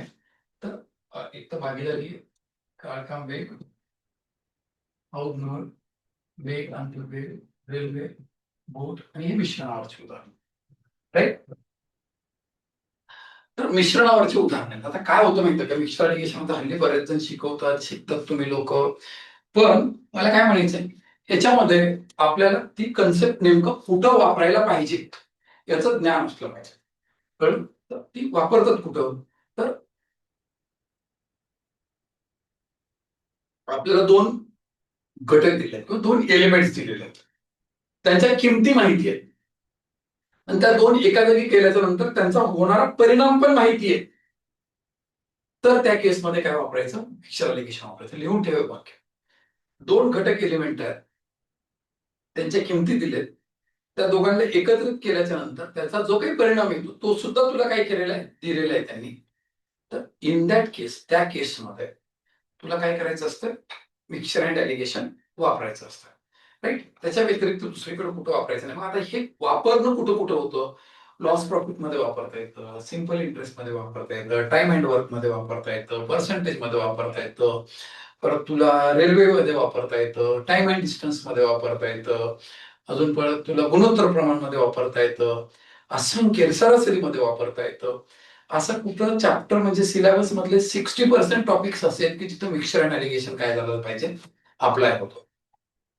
तर साधारण मी आपल्या पुस्तकामध्ये जमल तेवढे ऍप्लिकेशन द्यायचा प्रयत्न केलेला. मला वाटतं 29 का 30 टाईपचे एक्झाम्पल्स मी कव्हर केलेले आहेत त्याच्यामध्ये. खूप डिटेलमध्ये मिक्सचर ॲलिगेशन दिलं आहे. त्याचं युटिलायझेशन वेगवेगळ्या चॅप्टर्समध्ये कुठल्या कुठल्या अँगलनं होत आहे हे पण त्याच्यात डेव्हलप करायचा प्रयत्न केलेला आहे. राईट? आणि मग जिथल्या तिथं पुढं पण प्रत्येक टॉपिकमध्ये जेव्हा जेव्हा कुठं ते प्रॉब्लेम्सचं युटिलायझेशन झालेलं आहे तर त्याचे रेफरन्स देऊन प्रॉपर एक्सप्लेनेशन पण दिलेलं आहे आपल्या अंकगणिताच्या पुस्तकामध्ये. तर बघा, तर मिक्सर ॲलिगेशन मध्ये काय होतं? कुठले तरी 2 घटक एका जागी मिसळायचे आपल्याला. आता कुठले तिथं ₹9.30 पर किलोग्राम आणि ₹10.80 पर किलोग्रामचा तांदूळ एकमेकांमध्ये मिळवला. म्हणजे ₹9.30 वाला आणि ₹10.80 वाला एकमेकात मिळवला. आता त्याच्या परिणामाची पण किंमत दिली गेली पाहिजे. दिली आहे ना ₹10 पर किलोग्राम. मिश्रणाचा दर दिला ना ₹10 पर किलो. मग ते कुठल्या प्रमाणात मग मिक्सर ॲलिगेशन वापरता येते. म्हणजे हे काय झालं? हे ₹9.30 पर किलोग्राम आणि हे ₹10.80 पर किलोग्राम. हे 2 एका जागी केले होते. हे 2 एका जागी केले की तो मिश्रण किती रुपयाचं झालं? ₹10 पर किलोग्राम. यांची वजाबाकी कर. हे 0.80 आलं किंवा 8 आलं, हे 0.7 आलं, हे 8 1 न पुढे सरकलं, 8:7 असेल. तर त्याचं गुणोत्तर किती आलं? 8:7 असेल. म्हणजे या दिलेल्या 2 प्रतीच्या तांदळांना कुठल्या प्रपोर्शन मध्ये मिळवावं लागेल तुला? 8:7 या प्रमाणामध्ये मिळवावं लागेल, की जेणेकरून त्यांचं गुणोत्तर काय होईल? 8:7 झालं. काय अडचण आहे कोणाला? राईट. तर हे एकदम सोपा प्रॉब्लेम आहे, बेसिक प्रॉब्लेम आहे. आणि याच कन्सेप्टवरती मागच्या 3-4 वर्षामध्ये कुठलं तरी काजू आणि पिस्ताचं एक गणित आलं होतं टॅक्स असिस्टंटच्या पेपरला. सेम कन्सेप्ट होता बघा. राईट. त्याच्यानंतर बऱ्याचदा असं 1-2 आता हल्ली राहत आहेत प्रॉब्लेम्स. राईट. आता थोडा टेक्निकली क्लास प्रॉब्लेम आहे पुढचा. काय म्हणलं त्यांनी? 20 रुपयाला 1.5 लिटर. आता 20 रुपयाला 1.5 लिटर जर असेल तर 3 लिटरला किती रुपये होतील? 40 रुपये होतील. एका लिटरला किती होतील? 40 रुपयाला 3 लिटर जर भेटत असेल तर एका लिटरला 40/3 होतील. तर मी काय करतो, इथं दुधाचा दर लिहितो मी 40/3 रुपये पर लिटर. कसं काढलं? 20 रुपयाला 1.5 लिटर, 1.5 लिटर 20 रुपयाला, 3 लिटरला किती रुपये द्यावे लागतील? 40 रुपये. 40 रुपयाला जर 3 लिटर भेटत असेल तुला तर एका लिटरला काय? 40/3 होईल. राईट. मग तू याच्यात पाणी टाकलंस, पाण्याला काही दर नसतो, 0 रुपये पर. आणि हे 2 एका जागी मिळवले की त्याचा दर काय झाला? 10.203 म्हणजे 10×3 = 32/3 रुपये पर लिटर झाला. मिश्रणाचा दर काय झाला? 32/3 रुपये पर लिटर झाला. यांची वजाबाकी इकडे येते. ही वजाबाकी किती आली? 32/3 आली. यांची वजाबाकी किती येते? 8/3 आलं. हे तीन कटलं, 8 × 8, 8×4 = 32. जे दूध आणि पाणी कुठल्या प्रमाणामध्ये असेल? 4:1 या प्रमाणामध्ये असेल. यांची वजाबाकी इकडे घेतली, याची वजाबाकी इकडे घेतली. 3 कटलं, 8 × 8, 8×4 = 32, 4:1 प्रमाणात घेतलं. पण त्यांनी काय म्हणले? दराने मिळणाऱ्या 60 लिटर शुद्ध दुधात म्हणलं, म्हणजे दुधाचं आकारमान दिले. म्हणजे हे 4 भाग बरोबर किती लिटर? 60 लिटर दिलं. 4 भागांची किंमत जर 60 लिटर असेल तर या एका भागाची किंमत किती लिटर असेल? 15 लिटर असेल. एका भागाची किंमत किती लिटर झाली? 15 लिटर झाली. तर त्या मिश्रणामध्ये किती लिटर पाणी मिळवावं लागेल? 15 लिटर पाणी मिळवावं लागेल तुला. जे याचं काय होईल उत्तर? हे राईट.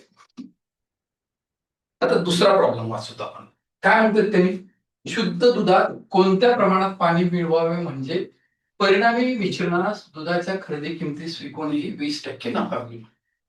सिंपल प्रॉब्लेम, अत्यंत सोपा प्रॉब्लेम आहे. आणि हा प्रॉब्लेम आता यावर्षी युपीएससीला पण आला होता, फक्त दुधाच्या जागी मध म्हणलेलं आहे.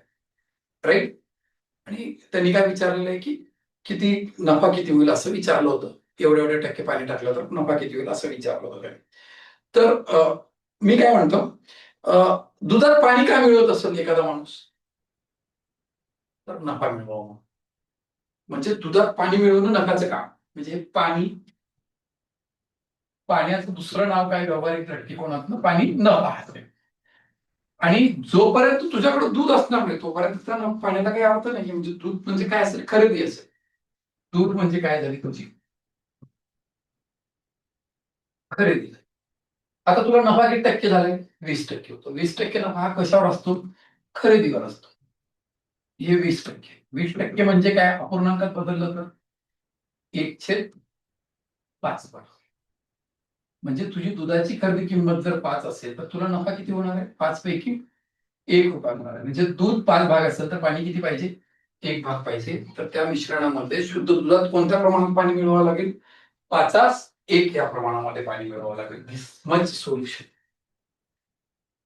त्या प्रॉब्लेमचं सोल्युशनच एवढं आहे. त्याच्या पलीकडे काही करायची आवश्यकता आहे. बघा साधारणपणे 15-16 प्रॉब्लेम झाले असतील. कुठल्या प्रॉब्लेमची लेंथ लई वाटली तुला? कुठं एक्स पकडलं, कुठं वाय पकडलं, कुठं समीकरण मांडलं, काहीच. राईट. तर तुम्हाला स्वतःला डिटरमाइन झालं पाहिजे, डिफाईन म्हणजे तुला कळलं पाहिजे यार आपल्याला कमी वेळेमध्ये प्रश्न सोडवायचे आहेत.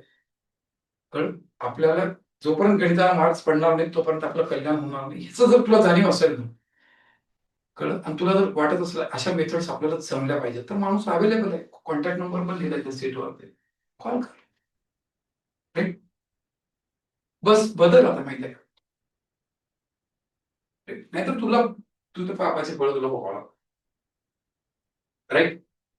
मग काय होतं, पुढचा प्रॉब्लेम, आता हा प्रॉब्लेम आयोगाने विचारलेला प्रॉब्लेम, आकडे बदललेले असतील, आकडे हेच असं असं काही नाही, पण या फॉर्मॅटमध्ये आयोगाने विचारले. तिकडे 10% नफा असं म्हणलेलं होतं, मला आठवतं एवढं. राईट. 8 रुपये पर किलोग्राम दराच्या गव्हामध्ये म्हणतात. तर इथं 8 रुपये पर किलोग्राम दराच्या किती किलो गव्हात असं करा, किती किलोग्राम गव्हात 5 रुपये 40 पैसे पर किलोग्राम दराचा 36 किलो गहू मिळवला, म्हणजे परिणामी मिश्रणात 7 रुपये 20 पैसे पर केजी दरानं जर विकलं तर 20% नफा होता म्हणतात. किती प्रकारचे गहू आहेत तिथं, 2 प्रकारचे. एकाचा दर किती आहे, किती आहे, 8 रुपये. एकाचा दर किती आहे, 5 रुपये 40 पैसे. दोन इंडिव्हिज्युअल एलिमेंट्स दिलेत, एका जागी गेलेत, त्याला 20% नफ्यानं घेतलंय, त्याच्यावरती 20% प्रॉफिट घेतल्यावरती तुला रेट ऑफ किती भेटते, 7 रुपये 20 पैसे पर केजीचा रेट भेटतो. राईट. मग इकडं हे 8 रुपये पर केजी वाला गहू, इकडं 5 रुपये 40 पैसे पर केजी वाला गहू, हे दोन एका जागी केले, इथं एक काहीतरी आला असं, आणि त्याच्यात किती टक्के नफा घेतला, 20%, म्हणजे 1/5 पट नफा मिळवला त्याला, आणि ते केवढ्याला विकलं तर 7 रुपये 20 पैसे पर किलोग्राम. आता साधारण 20% नफा म्हणजे 1/5, म्हणजे खरी किंमत तुझी जर 5 रुपये असेल तर तुला नफा कितीचा झाला, 1 रुपयाचा झाला, आणि तुझी विक्रीची किंमत किती झाली, 6 झाली. म्हणजे 6 भागांची किंमत जर 7 रुपये 20 पैसे असेल तर तुझा एक भाग किती रुपयाचा असेल, तर तुझा एक भाग असेल 1 रुपया 20 पैशाचा असेल. करेक्ट. तुझा एक भाग कितीचा झाला, 1 रुपया 20 पैशाचा झाला, आणि तुझी खरेदी किंमत किती आहे, 5 भाग आहे. एक भाग 1 रुपया 20 पैशाचा, तर 5 भागांची किंमत किती रुपये होईल, 6 रुपये पर केजी. यांची वजाबाकी इकडे लिहिली, 5 रुपये 40 पैसे, आणि त्याची वजाबाकी किती आली, 60 पैसे आली, 0.6 आली, आणि याची वजाबाकी केली तर इथं 2 रुपये आली. हे रुपये, हे रुपये आले. हे पॉईंट पुढे सरकवला, 6 आलं, इथं 20 आलं, इथं बेत्रिक 6, आणि इथं इथं 20 आलं. राईट. पण आता त्यांनी 5 रुपये 40 पैसे पर किलोग्रामचा किती किलो गहू सांगितलंय, 36 किलो. इथं 36 रुपये पर केजी झालं, सॉरी, 36 किलोग्राम गहू आहेत. म्हणजे या 10च्या जागी किती, 10 भाग बरोबर 36 किलोग्राम. आता 10 भागांची किंमत जर 36 किलोग्राम असेल तर एक भाग 3.6 किलोग्रामचा होतो. 10 भाग बरोबर किती किलोग्राम, 36 किलोग्राम. तर एक भाग जो होतो तो 3.6 किलोग्रामचा होतो. एका भागाची किंमत जर 3.6 किलोग्राम झाली तर 3 भागांची किंमत काय होईल, 3 गुणिले 3.6 बरोबर 10.8 किलोग्राम. किती किलोग्राम मिळवावं लागेल त्याला, 10.8 किलोग्राम गहू मिळवावा लागेल, कशामध्ये, 36 किलोग्राम गव्हामध्ये. तर त्याला ते सगळं 20% नफ्यानं 7 रुपये 20 पैशाला विकणं शक्य होईल. तर या टॉपिकचं हे उदाहरण इम्पॉर्टंट म्हणून ठेवून द्या. याच्यावरती प्रॉब्लेम परीक्षेला येण्याची अति दाट शक्यता आहे, ती शक्यता नाकारता येत नाही, पण एक इम्पॉर्टंट प्रॉब्लेम आहे, समजतं. त्याच्यानंतरचा प्रॉब्लेम, प्रॉब्लेम नंबर आपण 5. आता हे 5 मध्ये काय होते बघ, थोडस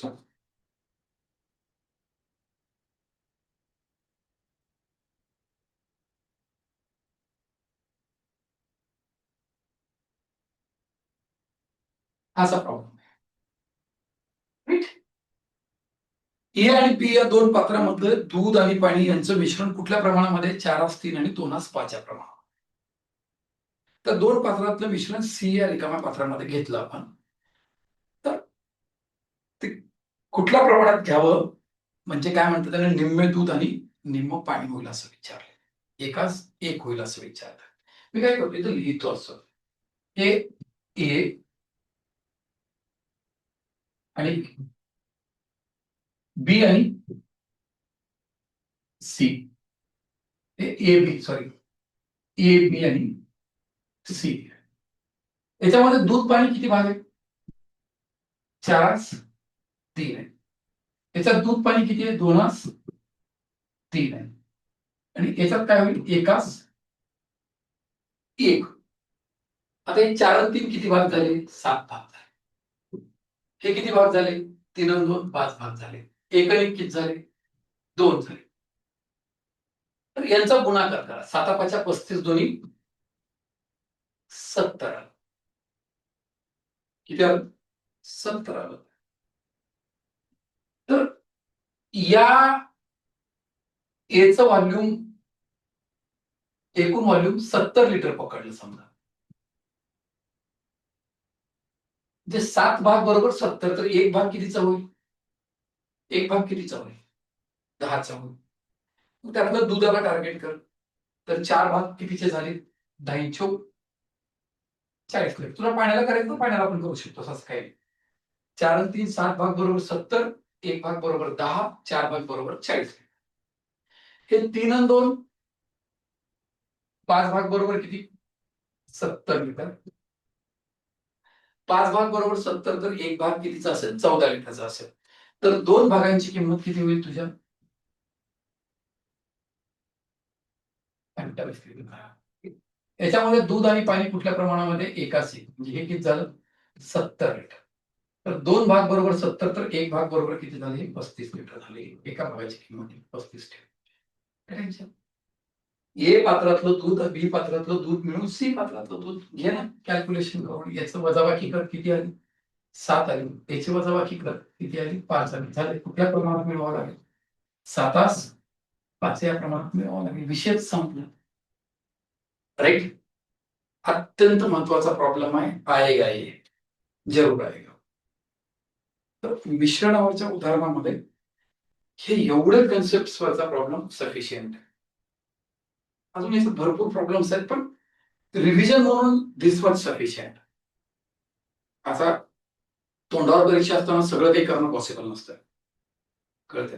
तर हे तुमचं मिक्सर आणि अलिगेशन साठीचं एवढं रिव्हिजन अत्यंत सफिशियंट आहे. जेवढं सांगायला लागलं तेवढं प्रॉपर लक्षात ठेवा. एवढ्यावरती क्रॅक करत राहत आहे. राईट. आता काय झालं, आपण काय काय बघितलं? वयवारी बघितले. आपण काय बघितलं? गुणोत्तर प्रमाण बघितलं. आता काय बघितलं आपण? मिश्रणावरचे बघितलं. आता याच्यानंतरचा चौथा कन्सेप्ट आहे भागीदारी. तो सुद्धा याच पठडीमधला आहे, याच सिक्वेन्सचा चॅप्टर आहे तो.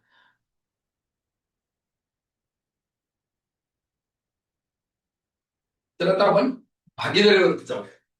भागीदारीवर तो म्हटला त्याच्या पाठीमागे झालाय. एक मिनिट.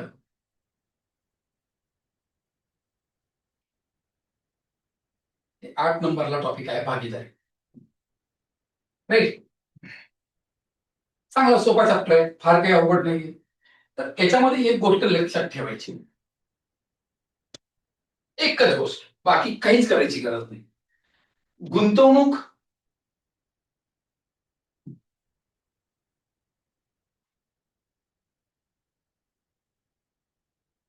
आणि कालावधी. म्हणजे गुंतवणूक म्हणजे इन्व्हेस्टमेंटचा आय, कालावधीचा टाइम म्हणजे टी, आय टी. यांचा गुणाकार गुणोत्तर हे तुला नफा दाखवत असतं. नफा म्हणजे प्रॉफिट, बस. बाकी काहीच लक्षात ठेवायचं, अजिबात बाकी काही लागत नाही. गुंतवणूक आणि कालावधीचा गुणाकार काय दाखवतो? नफा दाखवतो. म्हणजे गुंतवणूक आणि कालावधीच्या गुणाकाराचं गुणोत्तर हेच नफ्याचं गुणोत्तर असते. फिनिश. बाकी या चॅप्टरला दुसरं काहीच लक्षात ठेवायची आवश्यकता नाही. इतना काफी आहे. अब देख इतने पे कैसे हम घुमाते हैं इसको। ए बी आणि सी अनुक्रमे किती, 1,20,000 रुपये। बी ने किती, 1,00,000। सी ने किती, 1,50,000 गुंतवले आणि व्यवसाय सुरू केला काहीतरी त्यांनी केला। व्यवसायाच्या वर्षाखेरीस म्हणजे प्रत्येकाच्या गुंतवणुकीचा कालावधी किती आहे, 1 वर्ष, 1 वर्ष आणि हे 1 वर्ष। 1,20,000 एक 1,20,000, 1,35,000 एक 1,35,000, 1,50,000 एक 1,50,000। हे 3 पूज्य उडाले, हे 3 पूज्य उडाले, हे 3 पूज्य उडाले।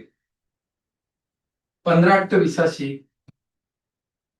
15,90,35,700, 15,10,150 गुणोत्तर केले। आता या प्रमाणामध्ये काय होईल, नफ्याचं वाटप होईल। बघ ना, गुंतवणूक आणि कालावधीचा गुणाकार, गुंतवणूक कालावधीचा गुणाकार, त्याचंच गुणाकार गुणोत्तर म्हणजे कोणाचं गुणोत्तर असेल, नफ्याचं। मग व्यवसायाच्या वर्षाखेरीस तेवढा नफा झाला, किती नफा झाला, 27 भाग बरोबर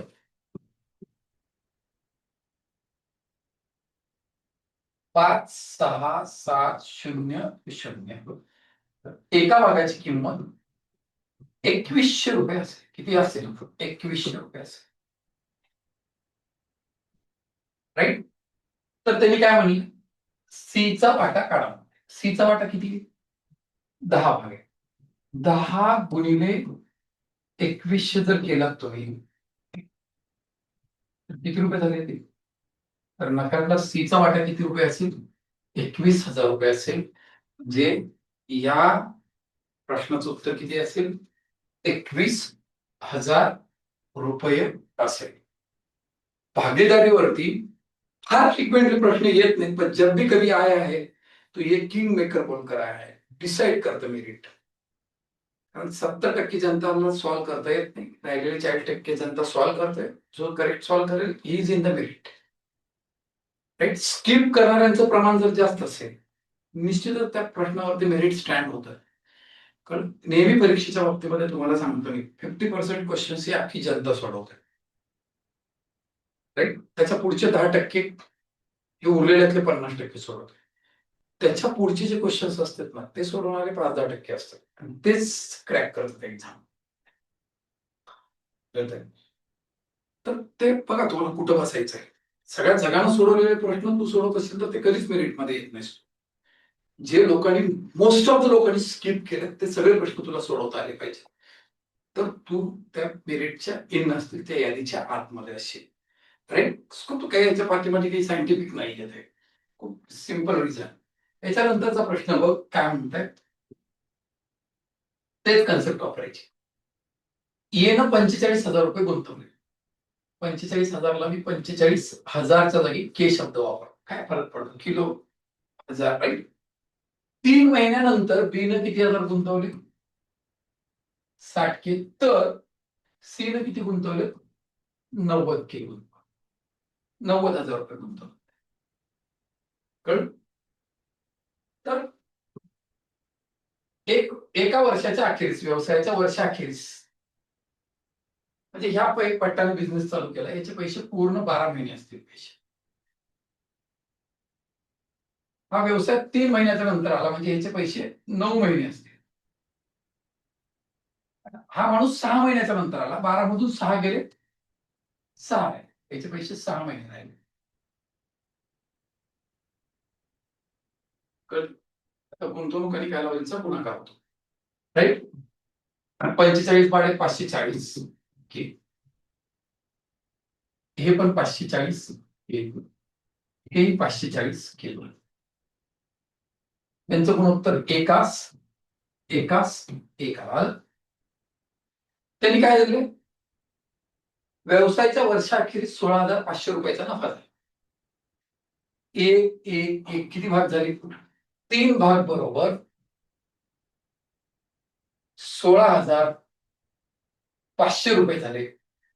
एक भाग केवढ्याला पडतो, 5,000 ₹500 पडला.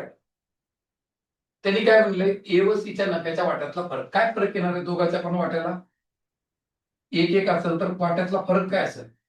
शून्यच असेल ना रे. यालाही 5,500 भेटले, यालाही 5,500 भेटले, तर फरक किती असणार आहे? शून्य असणार आहे. शून्य आहे का तिथं? नाहीये. आयोगाच्या धर्तीवर ऑप्शन्स दिलेले आहेत. एखादा क्वेश्चन आयोगात पण कॅन्सल होतो. आपल्याकडे पण वर्कबुक मध्ये कॅन्सल झाला क्वेश्चन, राईट? चुकून झालेलं आहे ते. तर ए व सीच्या वाट्यातला नाही तर झाल्यास सीचा नफा काय किंवा एचा नफा काय असं काहीतरी विचारायचं असेल, कळलं? तर ते ते मला वाटतं टायपिंग करताना खालची ओळ वर किंवा वरची ओळ खाली असं काहीतरी वाचण्यामध्ये गडबड झालेली दिसते त्यांच्याकडे, राईट? तर ते किती असेल? फरक 0 इतक्यानुसार जर बघितलं तर ते कोणाचा तरी इंडिव्हिज्युअल विचारला असेल तर 5,500 होते, तसा ऑप्शन पण नाहीये. तर स्किप करायला एवढं टेन्शन घेऊन उत्तर काढतो, राईट? त्याच्यानंतरचा प्रश्न काय म्हणते, हा रद्द होईल आयोगाच्या धर्तीवर. ए बी व सी यांनी प्रत्येकी ₹20,000 गुंतवून व्यवसाय सुरू केला. प्रत्येकाने 20,000 रुपये गुंतवले. 5 महिन्यानंतर ए ने ₹5,000 आणि बी ने ₹4,000 काढले. आता थोडस कसं सोडवायचं? म्हणजे ए न ₹20,000, बी न ₹20,000 आणि सी न ₹20,000 गुंतवले. 5 महिने दिवस प्रत्येकाचे 20,000 व्यवहारामध्ये आहेत. म्हणजे ₹20,000 गुंतवणूक आणि कालावधी किती? 5 महिने. गुंतवणूक आणि कालावधीचा गुणाकार होत असतो. बरोबर आहे. 20,000 गुणिले 5 म्हणजे किती झाले? 1,00,000 झाले, राईट? म्हणजे 1,00,000 म्हणजे हे 100,000 नाही 100 केलं, है ना? बीचे पण ₹20,000 किती महिन्यात? 5 महिन्यात. तर बीचे पण किती झाले? 100 झाले. सीचे पण किती झाले?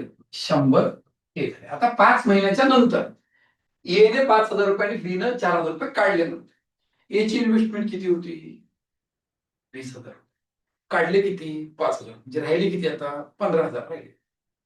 वर्षातले 5 महिन्याचा हिशोब ऑलरेडी झालेला. आता किती महिने राहिले? 7 महिने.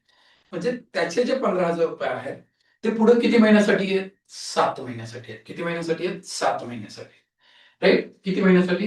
₹15,000 7 महिन्यासाठी म्हणजे 105 झाले. ₹15,000 7 महिन्यासाठी म्हणजे किती झाले? 105 झाले, राईट? मग आता बी न ₹4,000 काढले. म्हणजे आता ₹20,000 होते, ₹4,000 काढले तर किती राहिले? 16,000 राहिले. आता 16,000 त्याचे पैसे पुढे किती महिन्यासाठी आहेत? 7 महिन्यासाठी आहेत. मग गुणाकार करावा लागेल गुंतवणूक आणि कालावधीचा. 16 112 112,000 म्हणल्यापेक्षा 112K म्हणतो.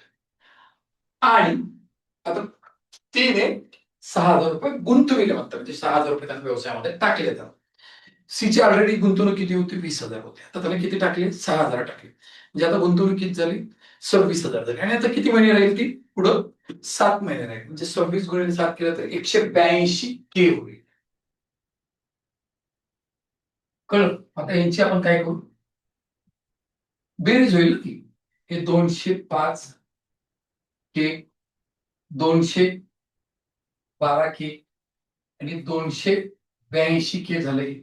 याचा रेशिओ 205 212 282 होईल. आता यांची बेरीज करू, कारण एकूण नफा दिलाय 69,900. तिघांमध्ये जी अमाऊंट वाटली त्याचं टोटल किती? 69,900. यांची बेरीज किती झाली?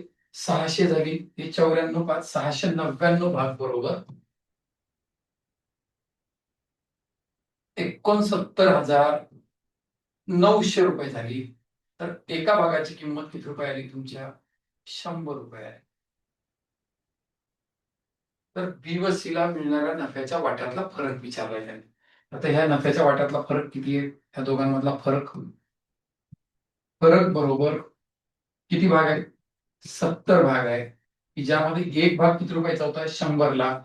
70ला 100 ने गुणलं की किती झालं? 7,000 रुपयाचा फरक आहे. तर बी व सी ला मिळणाऱ्या नफ्यातला फरक किती रुपये आहे? 7,000 रुपये. कळतंय? तर असं सोपा सोपा कार्यक्रम आहे. या प्रॉब्लेमला इम्पॉर्टंट करा. कदाचित येऊ शकतो हा प्रॉब्लेम. कळतंय? तर याच्या पुढच्या उदाहरणामध्ये बघा काय म्हणतात त्यांनी.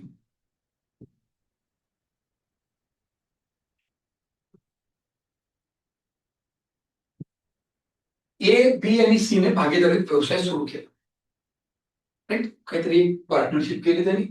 भागीदारीमध्ये व्यवसाय सुरू केला आणि सुरू केल्याच्या नंतर एने बीच्या किती पट रक्कम गुंतवली?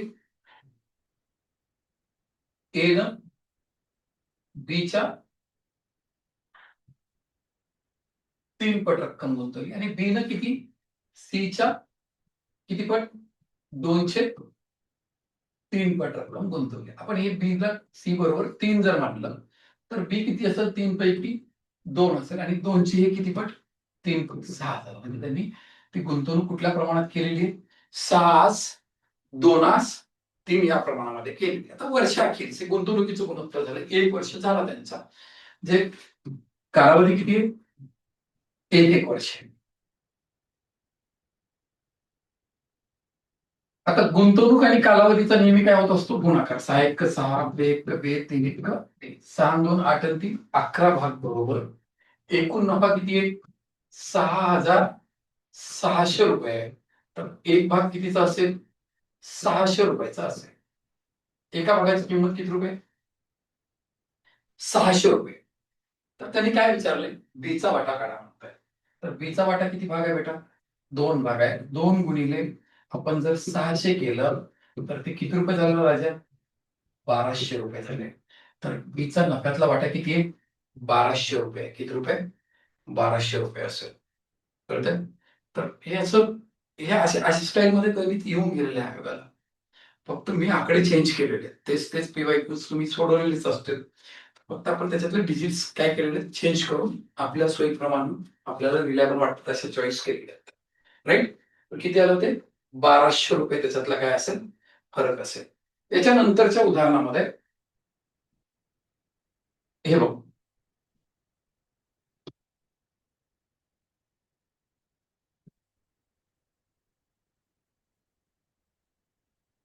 आता एक कुरण भाड्याने घेतले. तर काय असते? तुम्ही ज्या प्रमाणामध्ये काही ठेवा त्या प्रमाणामध्ये तुम्हाला काय करावं लागेल? पैसे भरावे लागतील कोरोनाचे. आणि किती दिवस ठेवले त्याच्या प्रमाणात पण पैसे भरावे लागतील. तर आपण असं करू, ए न 24 गायी ठेवल्या. किती महिने ठेवल्या? 3 महिने ठेवले. किती महिने ठेवले? 3 महिने ठेवले ते. बी न किती ठेवले? बी न काय म्हणता येईल? बी न 10 गायी ठेवले. किती महिने ठेवले?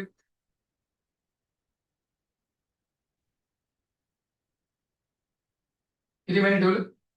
5 महिने ठेवले. राईट? सी न किती ठेवले असतील? सी न 3 गायी ठेवले. किती महिन्यासाठी ठेवले असतील? 4 महिन्यासाठी ठेवले असतील. आणि पुढे काय दिले?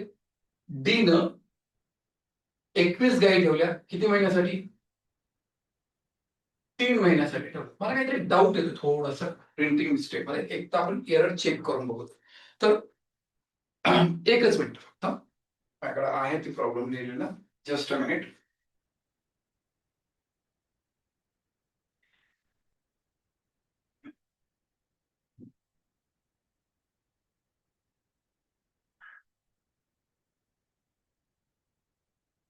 Just a minute. थोडा डाऊट येतो प्रॉब्लेमच्या बाबतीमध्ये. बहुतेक इथं मला असं वाटतंय तर 30 गायी असायला पाहिजे.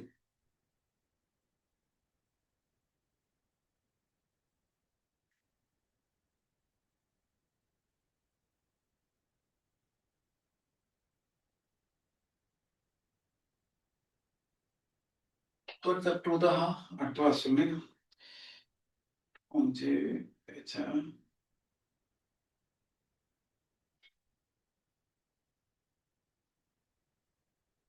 35 गायी आहेत भेटली. म्हणलं तुम्हाला इथं काहीतरी प्रॉब्लेम आहे असं वाटतंय म्हणून. हे 35 गायी आहेत. हे 3 नाही, इथं 35 गायी करून घ्या. राईट? मग हे इथं पण किती आले? 35 गायी. करेक्शन करा थोडंसं. छोटंसं करेक्शन आहे ते. किती गायी? 35 एरर झाला. मग आता बाकीचे काही कॅल्क्युलेशनचा हिस्सा आहे. त्यांचा गुणाकार 24 त्रिकम 72, यांचा गुणाकार 10 पाचे 50, 35 चोक किती 140 आणि हे किती झालं 63 झालं. The smallest difference is of 13 कुणाला भाग जात नाही आणि त्याच्या नादाला लागणार पण नाही. पण सोडून दे, मी असंच ठेवू. कधी ईएचं भाडं किती आहे 720 रुपये, म्हणजे 72ला किती रुपये 720 रुपये. तर भाडं एकूण भाडं विचार, एकूण भाडं म्हणजे या सगळ्यांची काय असेल बेरीज असेल. हे एकूण भाडे या सगळ्यांची बेरीज करू आपण. हे 140 60 किती झाले 200 250 झाले 320 आणि हे 5 325 झाले. या 72च्या पुढे एक शून्य जर लावला असेल तर या 325च्या समोर सुद्धा काय लावावं लागेल तुला एक शून्य लावावं लागेल. तर 3250 रुपये भाडं झालं. म्हणजे ते सीने 3 गाई नव्हतं, ते सीने 35 गाई ठेवल्या होत्या. एकूण भाडं किती झालं 3250 रुपये झालं. हाही प्रॉब्लेम आयोगाच्या परीक्षेला आलेला आहे. तिथं ए बी आणि सी असं 3 दिलं होतं आणि 4 दिले. कारण बदल करून काय येईल तर 4 येईल किंवा आला तर तोच प्रॉब्लेम येईल. हाताळायचं मात्र असंच आहे. राईट. त्याच्यानंतर हा एक सुंदर प्रॉब्लेम आहे 6 नंबरचा. काय म्हणते ए ने 76,000 रुपये गुंतवून व्यवसाय सुरू केला म्हणते. किती हजार रुपये गुंतवले 76,000 रुपये गुंतवले त्यांनी. हे एचं किती झालं 76,000 झाले. काही महिन्यानंतर बी न त्या व्यवसायामध्ये किती हजार गुंतवले 57,000 रुपये गुंतवले. किती महिन्यानंतर माहिती नाही आपल्याला. वर्षाखेरीस म्हणजे व्यवसाय कोण सुरू केलाय एन, म्हणजे त्याचे पैसे पूर्ण 12 महिने असतील. त्याचे पैसे पूर्ण 12 महिने होते पैसे. राईट. याचे पैसे किती महिने आहेत ते नाही माहिती, मी एन महिने लिहितो. गुणोत्तर यांचा कालावधी आणि याचा गुणाकार होईल 76,000 गुणिले 12 57,000 गुणिले किती एन. हे 3 पूज्य उडाले, 3 पूज्य उडाले 19 चोक 76 19 त्रिक 57. राईट. हे 3 याला कापलं इथं 4 आलं.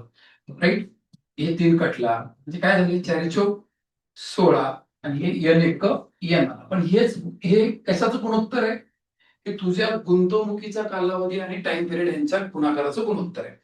ते कशाच्या गुणोत्तराबरोबर असतं नफ्याच्या गुणोत्तराबरोबर. नफा किती दिलाय 2 1.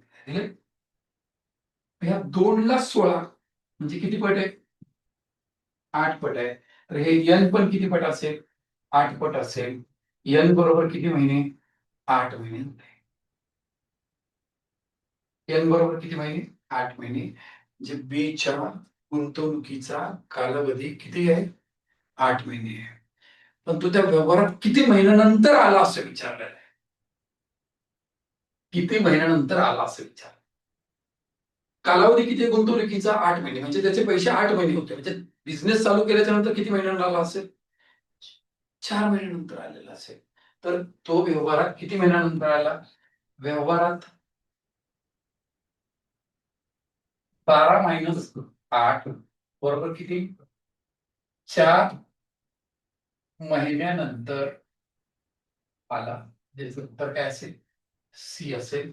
हाही प्रॉब्लेम आयोगाच्या एक्झामला आलेला आहे पाठीमागच्या कालावधीनंतर. राईट. तर ह्याचं हे पार्टनरशिप आहे. या लेक्चरमध्ये जे काही बोम बोम बोम मारलोय मी ह्याच्या बाहेर काही जात नाही. एकच कन्सेप्ट काय लिहायचं गुंतवणूक आणि कालावधीचा गुणाकार कशाच्या बरोबर असतो नफ्याच्या बरोबर असतो. खलास. जास्त डोक्याला ताणच घ्यायचा नाही. राईट. आता या सेक्शनचा की ज्याच्यामध्ये काय म्हणतो मी गुणोत्तर प्रमाण ही कन्सेप्ट जास्त आहे पिक्चरलिगेशन आहे. तर या सेक्शनचा एक शेवटचा टॉपिक आहे सरासरी. 5 टॉपिकचा सेट आहे. आपण आता सरासरीकडे जाऊया. सरासरी मला वाटतं या सेटमध्ये दुसऱ्या नंबरचा टॉपिक आहे. त्याला फिनिश करू आता.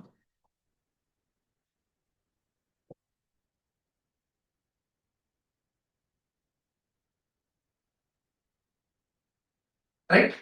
हे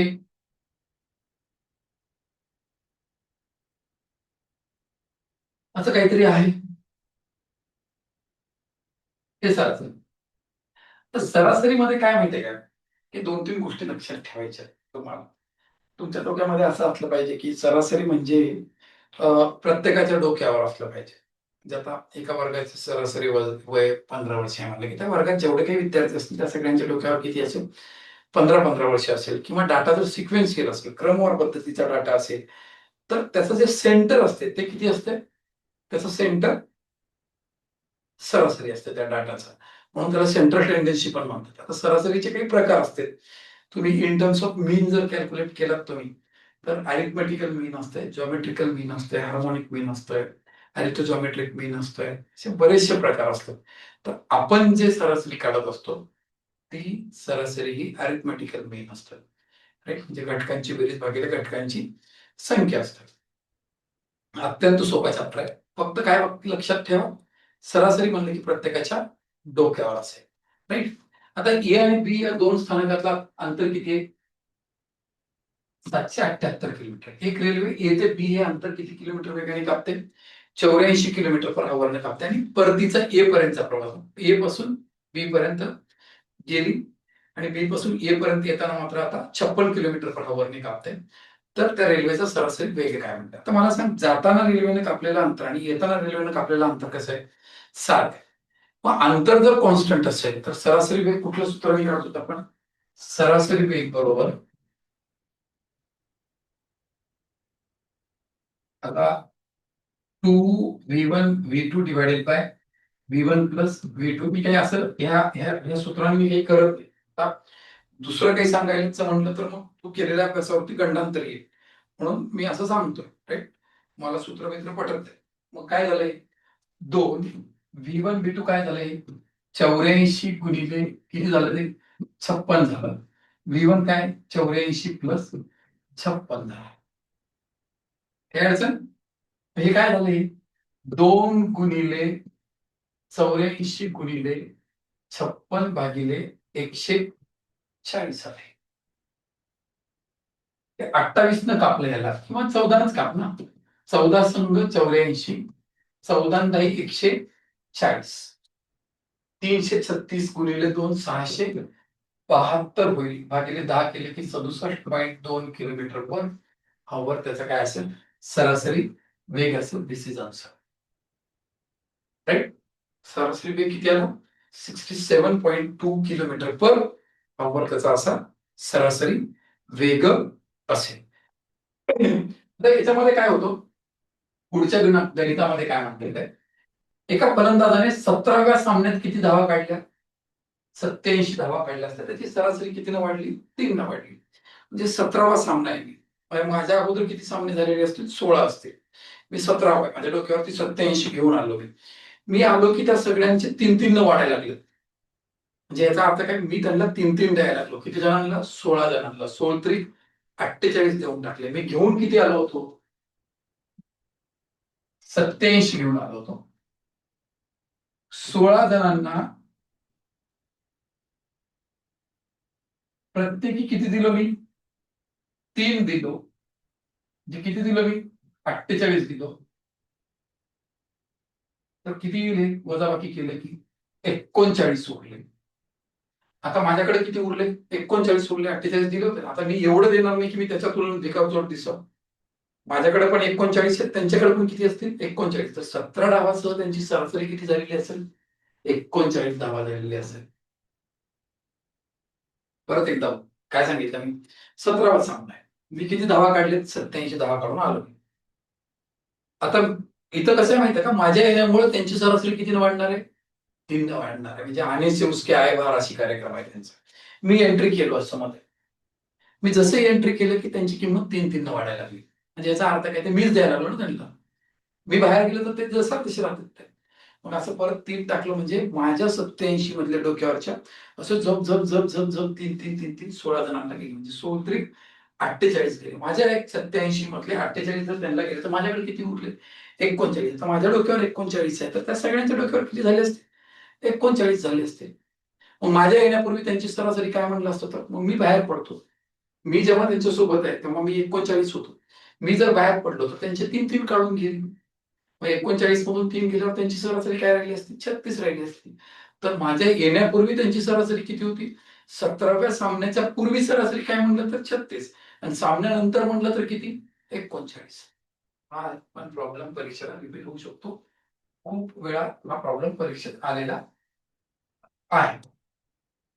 हा पण एक डॅशिंग प्रॉब्लेम आहे, क्लास प्रॉब्लेम. एका वसतिगृहात किती विद्यार्थी आहेत? 35 विद्यार्थी. या वसतिगृहात नवीन 7 विद्यार्थ्यांनी प्रवेश घेतला. त्यांचा दैनंदिन खर्च 42 रुपयाने वाटला, एकूण खर्च. पण त्यांचा सरासरी खर्च कितीने कमी झालाय? 1 रुपयानी कमी झाला. तर त्या वसतिगृहात मूळ खर्च किती म्हणतात? राईट राईट आता बघितलं त्यांचा, आपण असं करू 35 विद्यार्थी आहेत, N रुपये सरासरी खर्च आहे, पर विद्यार्थी खर्च आहे. यांचा खर्च किती झाला असता? 35 N. 7 नवीन विद्यार्थी आले तर आता काय होईल? 42 विद्यार्थी झाले.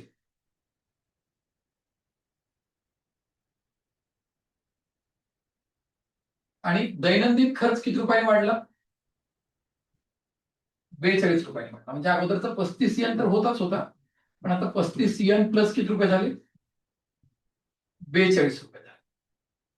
पण सरासरी खर्च कितीने कमी झाला? 1 रुपयाने झाला. N मायनस 1 रुपये झाला. पर स्टुडंट झालं, 1 रुपया कमी झाला. हे पर विद्यार्थी झालं. तर आता मला काय म्हणायचंय, हा एकूण खर्च जो काही आहे तो ह्या दोघांचा काय असेल? गुणाकार असेल. म्हणजे हे काय होईल? 42 into N minus 1 equals to 35 N plus 42. आता मी तुझ्या जागी असतो ना, सरळ सरळ 42 ची दुप्पट केली असती, 84 भागिले 7 केलं असतं, 12 आलं असतं. तर काय मूळचा खर्च 35 गुणिले 12 केलो असतो, काहीतरी 420. 35 गुणिले 12 केलं 420 रुपयाला असतं. आहे तिथं 420 रुपये. राईट, पण तुला कन्सेप्ट तरी माहित पाहिजे ना, उड्या मारून काय फायदा आहे? राईट. मग हे 42 N मायनस 42 35 N प्लस 42 हे इकडं आलं तर 42 N मायनस 35 N बरोबर 42 अधिक 42. N बरोबर किती आलं? 84 भागिले 7. N बरोबर किती रुपयाला? 12 रुपयाला. राईट. मग काय झालं याचा, हे तर वसतिगृहाचा मूळचा खर्च इथं आहे, म्हणजे एकूण खर्च किती झाला? मूळचा एकूण खर्च 35 गुणिले 12 बरोबर किती होईल? 420 रुपये. दिस इज आन्सर. मी तुझ्या जागी परीक्षेला असतं तर काय केलं असतं? सरळ सरळ ह्या 42 ची दुप्पट केली असते. किती झाली? 84. 84 ला कशाने भागलं असतं? 7. 12 रुपये आलं असतं. म्हणजे जुना जो खर्च होता तो किती रुपये होता? 12 रुपये पर स्टुडंट होता. आणि किती स्टुडंट होते? 35 स्टुडंट होते. तर 12 रुपये पर स्टुडंटनी 35 स्टुडंटचे किती रुपये होते? 420 रुपये होते. नवीन खर्च काय म्हणलं तर 420 मध्ये मी ते 42 ऍड करतो, मी तिथे 462 वगैरे होऊन जाईल. सगळे फार फरक पडणार नाही. राईट. आता नेक्स्ट बघ, हे 4था नंबरचा प्रॉब्लेम काय म्हणतो याच्यामध्ये? 10 व्यक्तींचा समूह आहे आणि त्यातून 53 किलोग्राम वजनाचे पाहिजे. किमी झाले ते, हे किलो ग्रॅम वजनाच्या व्यक्तीच्या ठिकाणी नवीन व्यक्ती आल्यामुळं किलोग्राम पाहिजे. किती व्यक्ती आहेत? 10 आहेत. त्यातले 53 किलोग्राम वजनाचा व्यक्ती काढून टाकला आणि 53च आणला. सरासरीत काही बदल झाला असता का? नाही झाला असता. आता 53चा काढला, 53 पेक्षा कमीचा आणला तर सरासरी कमी झाली असती. 53चा काढला, 53 पेक्षा जास्त आणला तर सरासरी वाढली असते. आता इथं सरासरी काय झाली? वाढली. किती वाढली? 1.8 वाढली. म्हणजे 53 गेले, 53 आले. बरोबर आहे, सरासरी जेवढी तेवढी राहिली, पण 1.8 न सरासरी वाढते. म्हणजे प्रत्येकाचं वजन कितीनं वाढते? 1.8 न वाढते. किती जणांचं? 10 जणांचं. 10 जणांचं वजन जर 1.8 न वाढत असेल तर एकूण वजन कितीनं वाढलं? 18 किलोनं वाढलं. म्हणजे 53ला 53 आले, वरून एक्स्ट्राचे किती आले? 18 आले. म्हणजे काय झालं? 53 जो गेला होता तो परत आला आणि हे एक्स्ट्रा किती येतील त्याचे? 1.8 इंटू 10 म्हणजे किती आले एक्स्ट्राचे? 18 केजी आले. 53 केजी आणि 18 केजीचं एकूण किती झालं हे 71 केजी असेल. तर नव्यानं आलेल्या व्यक्तीचं वजन किती किलोग्राम असेल 71 किलोग्राम असेल. हे केमी झालंय ते किलोग्राम किलोग्राम किलोग्राम किलोग्राम करून घ्या. कळ हे चुकून झालेलं आहे राईट. मग आता याच्या पुढच्या उदाहरणामध्ये काय म्हणतं बघा.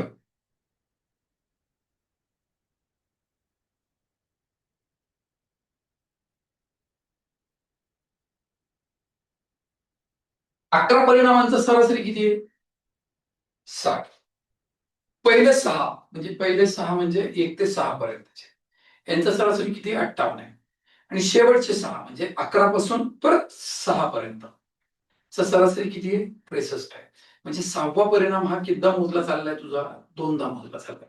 शेवटचे 6 पहिले 6 म्हणजे टोटल किती व्हायला लागले तुझे परिणाम 12 आहेत किती तुझ्याकडं 11. झालेल्या 12 परिणामातून तू 11 जर मायनस केलास तर एक परिणाम शिल्लक राहतो. तो कोणता राहील तो परिणाम शिल्लक राहील जो 2दा मोजला गेलाय. म्हणजे कोणता 2दा मोजला चाललाय 6वा परिणाम 2दा मोजला चाललाय.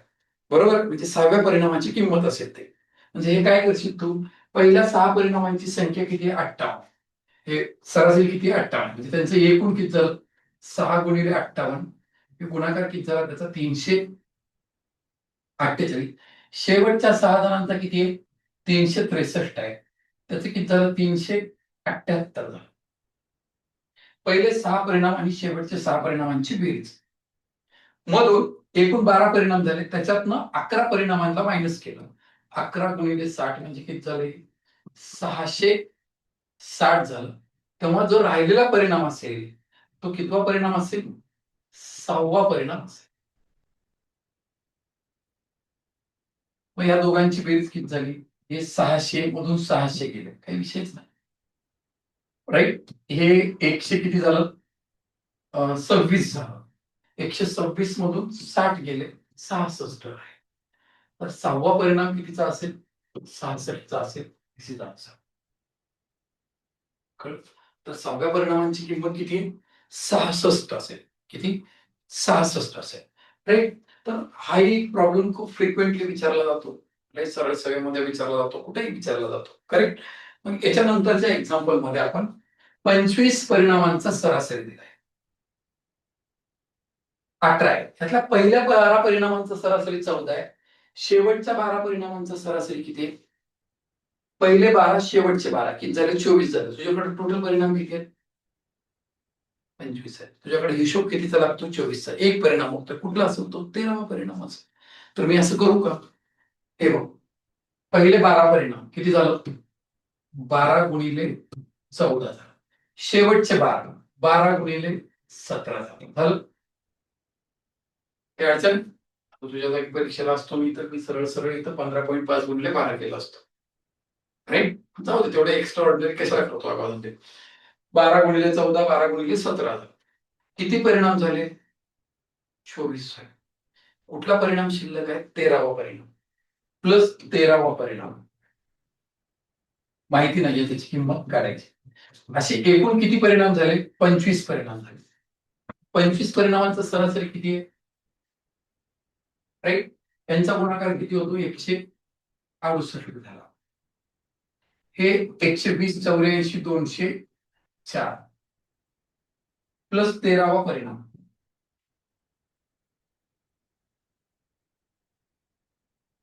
हे किती झालं 450 झालं. 13वा परिणाम बरोबर काय असेल 450 मायनस 372 झालं 78. 13वा परिणाम कितीचा आहे तुझा 13व्या परिणामाची संख्या किती आहे 78 आहे. 13वा परिणाम किती आहे 78 आहे 78. समजतं. पहिले 12 शेवटचे 12 म्हणजे राहिला कुठला 13वा परिणाम. 13वा परिणाम किती झाला तुझा 78 झाला राईट. अब देख सुलेमान आगे काय होत आहे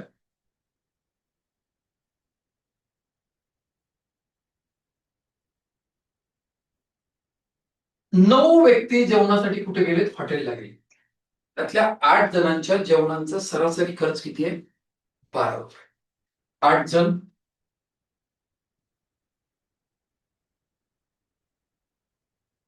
सरासरी खर्च किती झाला? 12 रुपये. म्हणजे एकूण किती झाला? 12 96 रुपये झाले. 96 रुपये खर्च झाला त्यांचा. राईट. त्यांनी काय म्हणतात, 90 व्यक्तीच्या जेवणाचा खर्च हे प्लस 90 व्यक्ती, ती एकच असेल. जेवणाचा खर्च हा सर्वजण 9 जणांच्या सरासरी खर्चापेक्षा 8 रुपये जास्त होता. सरासरी काय पकडू? 9 जणांची N रुपये पकडू. याच्यापेक्षा किती रुपये जास्त आहे? 8 रुपये जास्त आहे. म्हणजे हे काय झालं? N+8 रुपये 90 व्यक्तीचा खर्च आहे. तर मग प्रत्येक जण 9 रुपये खर्च केला तर 9 जणांचे किती झाले? 9 N रुपये झाले. म्हणजे मी ह्याला असं लिहू शकतो, 8 जणांची 96 रुपये प्लस 90 व्यक्तीचे N+8 बरोबर किती? 9N. 8N बरोबर 104 रुपये. N इकडे पाठवलं तर N बरोबर किती आलं? 13 रुपये आलं. तर त्यांनी खर्च केलेली एकूण रक्कम, एकूण रक्कम काय असेल?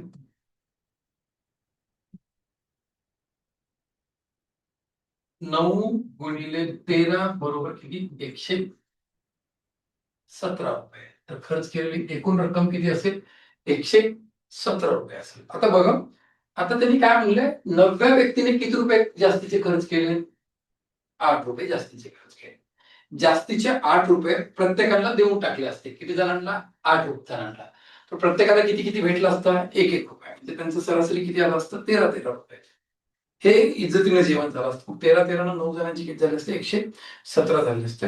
खूप काही करायची गरज नव्हती. पण या मुवमेंटला काहीतरी नवीन करत बसण्यापेक्षा हे जे आपल्या डोक्यामध्ये फिट झालेलं आहे त्याच्याने गेलेलं हे परवडतं. आणि हा प्रॉब्लेम याच्या आधी रिपीट झालेला आहे परीक्षेला. हा सुद्धा परत रिपीट होण्याची शक्यता नाकारता येत नाही. हा आलेला आहे परीक्षेला. इथं मला वाटतं 10 रुपये का काहीतरी काहीतरी असं आकडा वेगळा आहे. राईट. पण 8 आणि 9 जण आहेत तिथं पण. कळतं? मग इथं एका शाळेत किती विद्यार्थी आहेत? 600 विद्यार्थी. बॉईजचं सरासरी वय किती वर्ष? बॉईज 12 वर्षाचे. गर्ल्स 11 वर्षाचे. आता बॉईज आणि गर्ल्स असं सगळे एका जागी आले, त्या शाळेमधले विद्यार्थी होते. त्यांची पण सरासरी दिली. हे मिक्सर एलिगेशन सॉर्ट करतायत. किती दिलं हे? 11 वर्ष 9 महिने दिले. यांची वजाबाकी केली तर किती आली? 9 महिने आली. यांची वजाबाकी केली तर किती महिने आली? 3 महिने. यांचं गुणोत्तर घेतलं तर 3 1 आलं. हे दोन्ही मिळून किती झाले? 3 आणि 1 4 भाग. बरोबर. एकूण विद्यार्थी किती झाले तुझे? 4 भाग बरोबर 600 झाले. तर एक भाग कितीचा असेल तुझा? 150चा असेल. 3 भागांची किंमत किती असेल तुझी? 3 × 150 बरोबर किती असेल? 450 बॉईज असतील. आणि गर्ल्स किती असतील? 1 × 150 बरोबर किती असतील? 150 गर्ल्स असतील. तुला या वर्गातील शाळेतील मुलींची संख्या काय असेल विचारले, तर मुलींची संख्या किती आहे? गर्ल्सची संख्या 150. So this is the answer.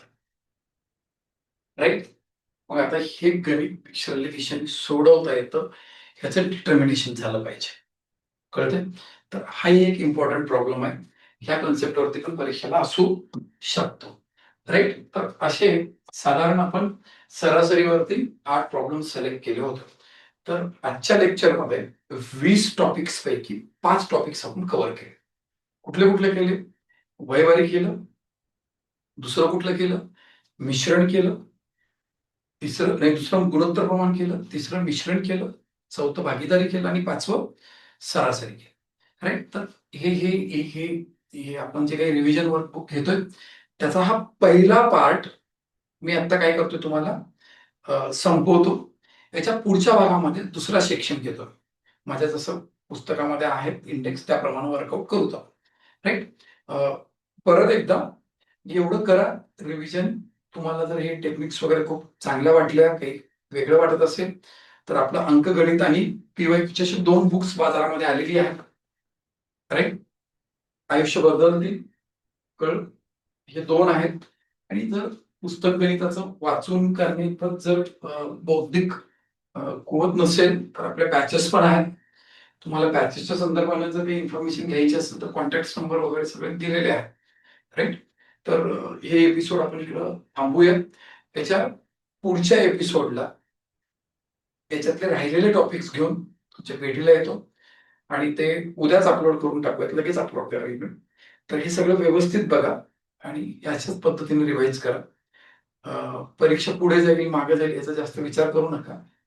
तुमचं प्रिपरेशनचा जो काही वेग आहे, you should keep it as it is. कळलं?